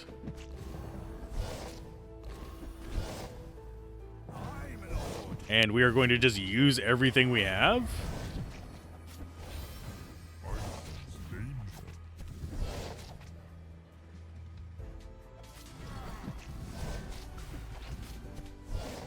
Yes, my lord.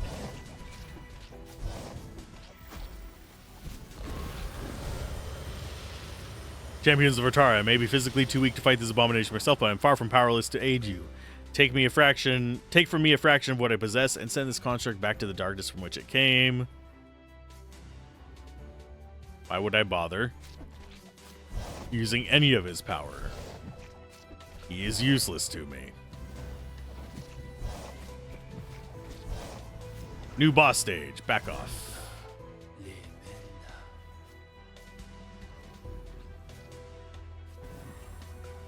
And he's dropping freaking meteors on me. Awesome sauce. We should have heal coming up relatively soon. Oh no, he's so angry at me. I am so afraid. What will I ever do? But welcome back, Locke. How'd your dentistry visit go?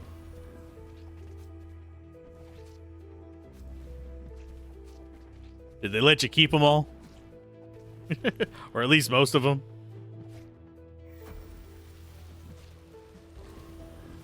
This is not a difficult boss right now. Is there a second stage to it?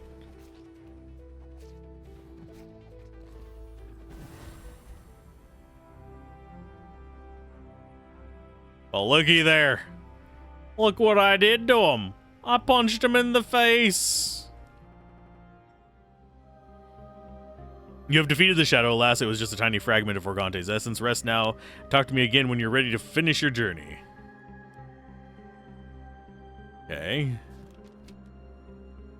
I have another fight that I have to do. F5.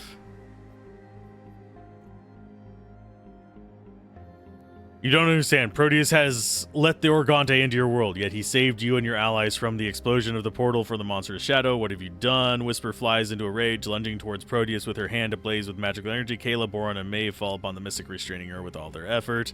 We must destroy him while we still can. The prophecy is true. I don't know what's come over you, Whisper, but now is not the time to lose your heads. Motioning us at Kane, Rockham. As Kane and Rockham approach, Whisper stops resisting and instead mumbles to herself. The prophecy, you don't understand. We're doomed. All of our Tara is doomed. With sudden flurry of resistance, Whisper explodes, more intent than ever to end Proteus. It takes the combined effort of all your champions to control her.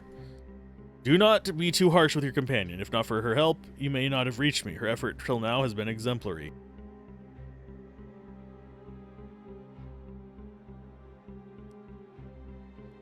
You've all done exemplary, as well as I could have ever hoped for. Proteus shakes his head, his face, long with disappointment, loses much of its color. You do not know the pains to which I suffer. You must now all die, that I must take your lives. Your champions go limp in disbelief, loosening their hold on Whisper, still trying to comprehend the first Magus's words. Much as the mystic shakes herself free, your disbelief has squandered our greatest chance. Now, our, as in O-U-R, not A-R-E, now unhand the Queen of Shadows. What are you saying, brother? Tell me you don't mean it. I truly wish it were not true, but their lives I must take. My dear sister, do not despair. You have been the single greatest light in my life. I never intended to rob the future of your spirit. This is why I had you placed in suspension pod. You would be spared of what is to come. You will go back into suspension. Back into that frozen box for another 1,000 years. I'd rather die. By the great spirits, what happened to you? Time has happened. So much time. You saw the world as I see it. You would know that is the only way. Perhaps my brother truly was lost 1,000 years ago, so I won't let you do it. Won't let any of you do it. Ayla lunges towards her brother, who robot hand recoiled in a fist, preparing to strike a devastating blow. Proteus turns to face you, his face relaxed, his eyes unconcerned. With a wave of the back of his hand, Kayla freezes, motionless. Her eyes open wide as her body turns to a pallor blue. Small crystals of ice frost over her skin as the sparkle of her eyes is extinguished. Your entire party moves swiftly to Kayla's defense. With weapons drawn and magic charged, they rush against Proteus. It's a fight you want, Magus. It's a fight you'll get. You will find your weakened physical state. We are more than capable to overcome you. Proteus steps back, his face scrunched in anger. His eyes glow bright blue, and his body writhes with magical energy. Yet as Boron points out, his frame is indeed weakened. The effort causes Proteus to tumble to his knees. With his head lowered to the ground, almost out of breath, the Magus speaks softly. Dare attack me, Proteus. Proteus looks upon your champions. His voice grows strong and loud. I am the first, I am the last Magus of Atara. It is not for mortal beings such as you to decide my fate. If you choose to offer your lives through combat, so be it. And we get our final fight. Okay, Kane's sword comes crashing down against Proteus' lowered head. You lunge forward with block the attack with your own blade. You feel another presence in your body. No matter how hard you try, you cannot resist Proteus' will. My lord, why do you defend him? He seeks to kill us. And so he shall. I would have given you honorable, clean, peaceful deaths. Instead, you choose to die in violence. Frostling is right, of course. In my weakened physical condition, you few would have been more than a match for me. But in this body with all my power at its command, you have no chance of defeating me. What do we do now? Only one way to stop Proteus is to harm my lord. You watch yourself swing your blade at your old friend. Your heart crumbles at the thought of killing Cain and others you care about. Then in the back of your mind, you sense the feeling of despair is not only your own. Somehow a piece of Cain and the others remains connected to you, even without the crystal throne beneath you. Summon every ounce of will. Speak your champion's minds one last time. Do not hesitate. Kill me. We gotta kill ourselves. That's the story. God damn it. I kind of figured it. Aura of Thorns. Sword of Justice Pole. You have Pillar of Earth, Pillar of Flame. Okay, so the main one that needs to die is our character. We are the greater threat here. Oh, and we have all of the characters. I kind of wish I would have given them levels up and skills. Hopefully I don't regret this. Moving into position. Okay, so you autocast that. I hate that it throws them all out of order, so now I'm gonna have to like rememorize all the numbers. Yes.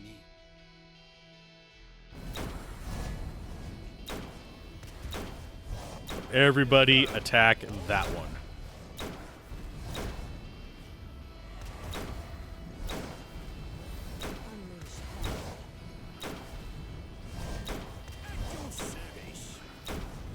Okay, you go ahead and summon archers. Go after him. Q. May the light guide your path. Go ahead and drop a heal. Drop out more allies. Everything needs to be attacking him.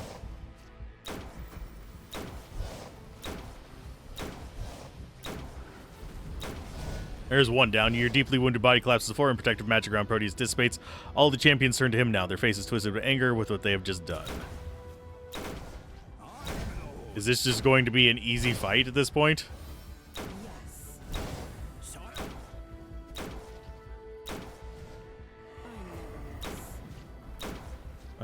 Go ahead. Oh, he's currently dazed. That's fine. As we just hear everything just going off on him, that's hilariously stupid.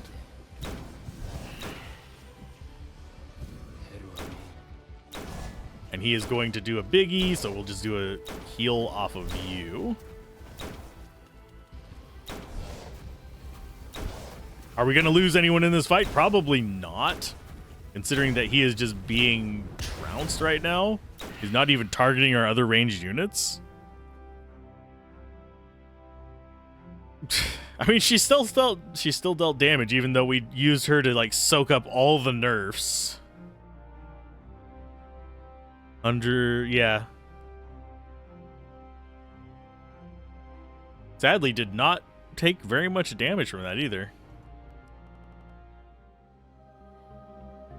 Champions gather around your collapsed body. Their tired, beaten faces have look of genuine despair. Maeve places her loaded crossbow at your head. Shoot, close your eyes, my lord. You won't feel a thing. Rackham rushes over to the Magus' limp body on the floor. We'll kill the Magus. That'll break his control. Baron sweeps Proteus off the floor with one hand. Fine idea. This is no spell to be broken, friends. Proteus has taken over my lord's body. There is but one way to end this murderous trap. Cain nods to Maeve. Sweat breaks across her brow, and the moment of hesitation, she lowers her crossbow. It's okay, Maeve. The duty should be mine. Cain takes a stance behind you and pulls his blade high. Proteus wills you to speak. In your weakened condition, he longer has dominion or control over, yet feeling a sense of genuine urgency, you recite the words. At the same time, Proteus' body speaks them as well. Wait, hold your blade. You do not understand. Take him now before he escapes. Cain holds the blade steady. Our Tara is already doomed. Our world is lost. Not by my doing. This became fact the moment Organte portal opened. I merely used all my power to prolong the inevitable, to bide time. To plan and plot, to set things in motion, to save what could be saved, but most of all to wait for him, for all of you. As there is no stopping the Organte, our only chance is to save what we can, a task I no longer have the power to achieve on my own, but as my Magus brothers and sister did 1,000 years ago, you few can grant me such power through your sacrifice. You transport as many of our people as possible to the tower, then transport it far away, to another world where Atara may be reborn. The only way I can do this, the only way I can save our people, is with your life energy. There is no other option. There is no more time. I speak the truth. If you leave here today with our lives, all is undone. As the words weigh heavily on your champion's Proteus evacuates your body, leaving you in crippling pain, Boron releases the first Magus, dropping him to the floor where he spits up dark crimson blood. I tried to tell you I take no pleasure in taking your lives. If I could give my own in your place, I would, without hesitation, but the only way to save our people is through your sacrifice. So, brave champions, I leave it to you. Strike me down for all that I have done, doom everyone you know and love, and end our civilization, all civilizations, as the Organte will come to devour them all eventually, or give yourselves now and grant our people a second chance. The choice is yours. Before you decide, I give you one final vision that which shall come to pass for our world and countless others should you strike me down. I've spent thousands of years in the presence of Organte, listening to their maddening whispers, feeling their insatiable hunger, seeing their collective memories. I know them for the soulless, malevolent beings they truly are, an unstoppable virus whose only purpose is to consume and reproduce. After they have devoured Artara, the Organte will spread across the galaxy, targeting every inhabited world. There will be no threats, no parley, no chance to defy or combat them. They will simply burn a billion planets to ash, absorbing all the life energy within. The Organte will leave no path of destruction behind. Once the universe is emptied of life, they will consume all stellar matter, ice giants, suns, nebulas, black holes, asteroids, cosmic dust. Nothing will be spared. The universe will be stripped bare. In the Organte's wake, nothing will remain, not even a single photon of light. All will be dark. Kill me now, and this is the future you set in stone. Okay, no, I went to snooze it. There's an ad. God damn it. Proteus' truth strikes hard into the brittle hearts, you and your champions. Everyone draws silent, and still only the swirling wind and gushing around of the Organte dimensional rift remains until the last whisper steps forward. Prophecy, could I have misunderstood the whole time? All will fall, yet none will fail. On their hallowed names, Atara will prevail. My people are a proud and ancient race. I sense truth in your words. Now the Queen of Shadows will not live, only to see her people erased from the Book of Time. Let it be known that the Queen of Shadows was the first, and her courage and light showed the way. They're sacrificing themselves. Whisper walks before Proteus, looking to each of your champions and yourself as she passes. Black vapor pours from her body, crimson energy burns in her hands, along up her forearms. You require the energy that is me, then take it, all that I am and more. Whisper dissolves into 1,000 pieces of sparkling light. Bye, Whisper, you sucked. I didn't like you as a character. Proteus' stance straightens once the mystic is no more. Looks like I was wrong, lad. I'll not be seeing you back in the forest after all. It is a promise I absolve you from, friend, and one I sincerely appreciate. We elves don't believe in death as others do. I make this sacrifice without hesitation, but you, Master Smith, of course, lad. After all, it's a king's duty to lay down his life for his people. It's a surprise shared by everyone but Boron. Did they not know? But Jarl Dwarf wears the crest of Master Smith in the First Order, and only a dwarven king lays claim to such title.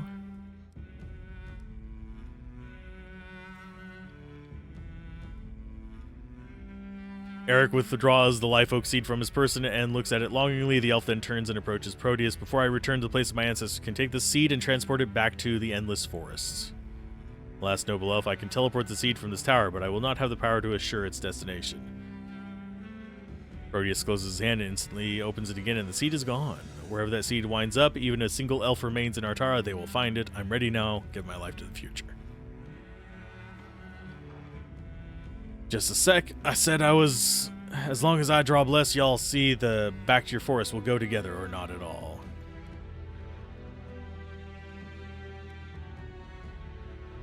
Just so I remember what it's like to be in the arms of a beautiful lass. Shakes your hand and nods without a word, then steps back alongside Eric. Though I don't share our king's emotional affection, know that I have grown quite fond of all of you and wish you all safe travels to wherever the next adventure lies. And they're going to just be dead bodies on the ground. Chamber fills with light. When the illumination dissipates, all that remains of Rakhem is a mound of ash and dirt. The elf, dozen silver butterflies flutter about before slowly fading away. You could swear Proteus' hair darkens the color. His face no longer expresses the pain of a 1,000-year-old body. Boron steps alongside Maeve and Kane. I need time to prepare.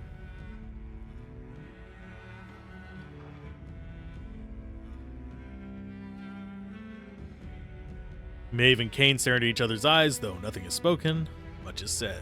After all this, even with the fate of everyone and everything hanging in the balance, I find myself feeling selfish. I don't want to go. Maeve. The marksman places a single finger over Kane's lips.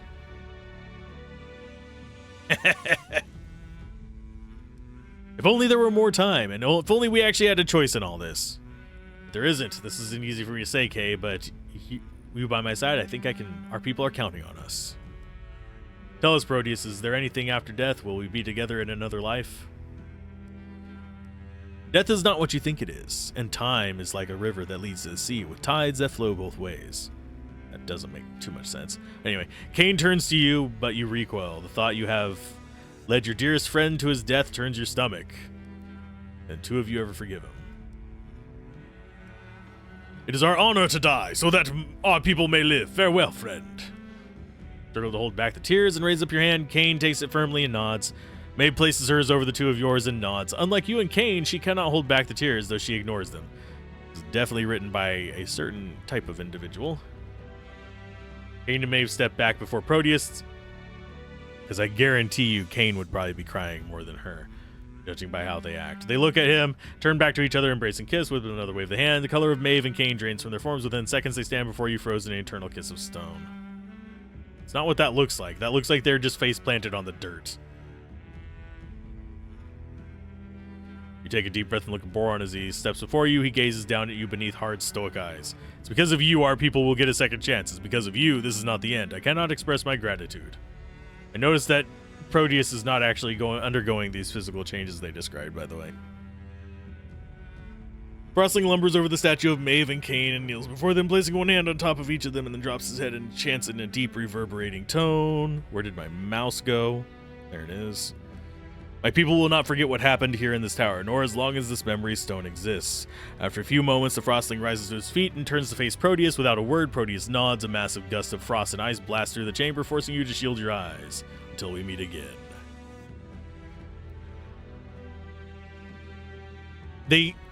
I would have thought they would have just removed the models instead of just chucking them to the side like ragdolls. Boron is no more. Baron Boron.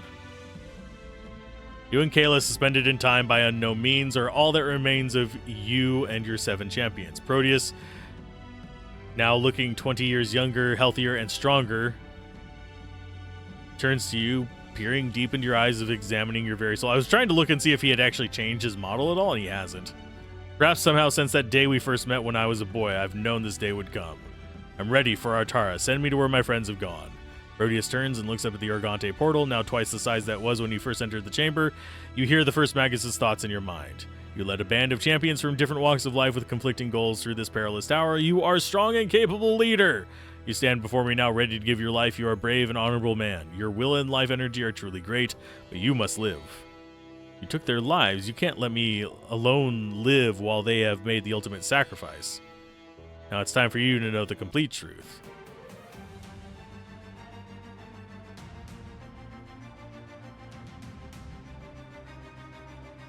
We are a robot, probably. That, or it was all a lie, and we shouldn't have let them sacrifice themselves.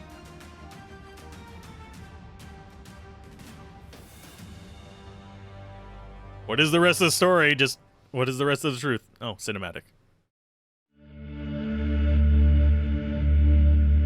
So, here we are. 2 minds in one body. You witnessed what I have done. I opened the portal and let the Organte through. The ultimate betrayal.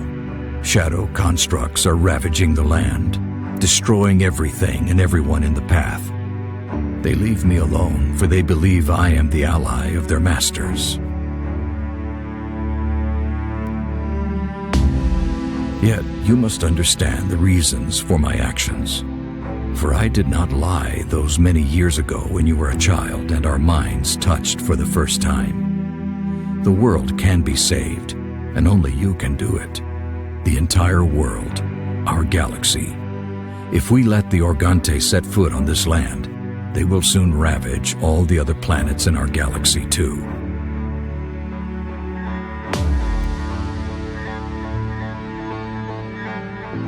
The Organte passed through the bridge into our world, but they are weak. They come from a place with different laws of physics.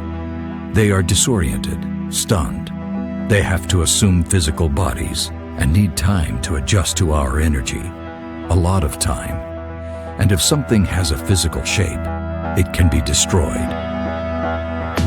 My actions were for that reason. My life force was the only thing blocking the bridge. And I am dying. If I were to die and they were to enter the world, they would be unopposed. They would bide their time recovering. And when they were ready, they would destroy everything. For such is their nature now, hateful and evil. I spent a long time in the presence of those beings. I understand them now in more ways than they understand themselves. They might have been a grand and noble civilization, but now only a husk remains. Their nature overpowered by the need to consume and destroy. I also understood one thing that they do not know yet. In our universe, they will not be able to transcend again. They will remain as they are now, in physical form. They will need to send their constructs to nearby stars, to absorb their energy, filter it, and feed on it slowly. Don't be fooled, however. They will awaken eventually and start rebuilding their civilization. So I am releasing your mind now.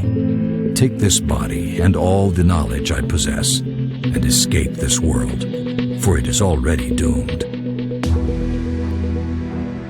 I have gathered the remaining survivors in the tower, and I will shift it across vast space to another planet, where you can settle in peace. I will transfer my consciousness to this shadow and remain here.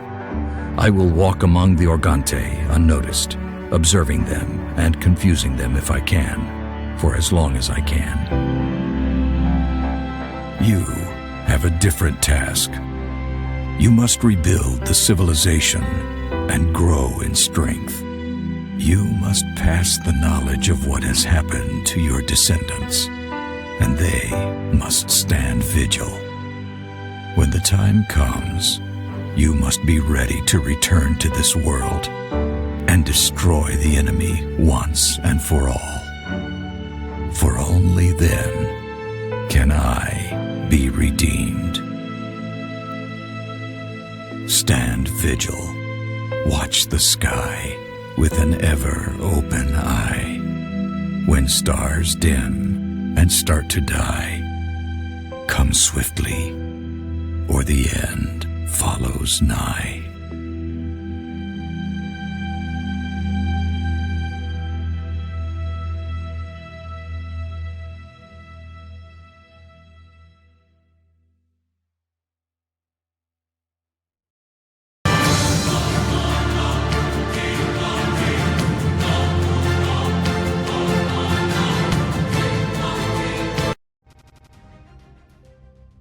Okay, I'm mostly just talking over this because that was really loud credits.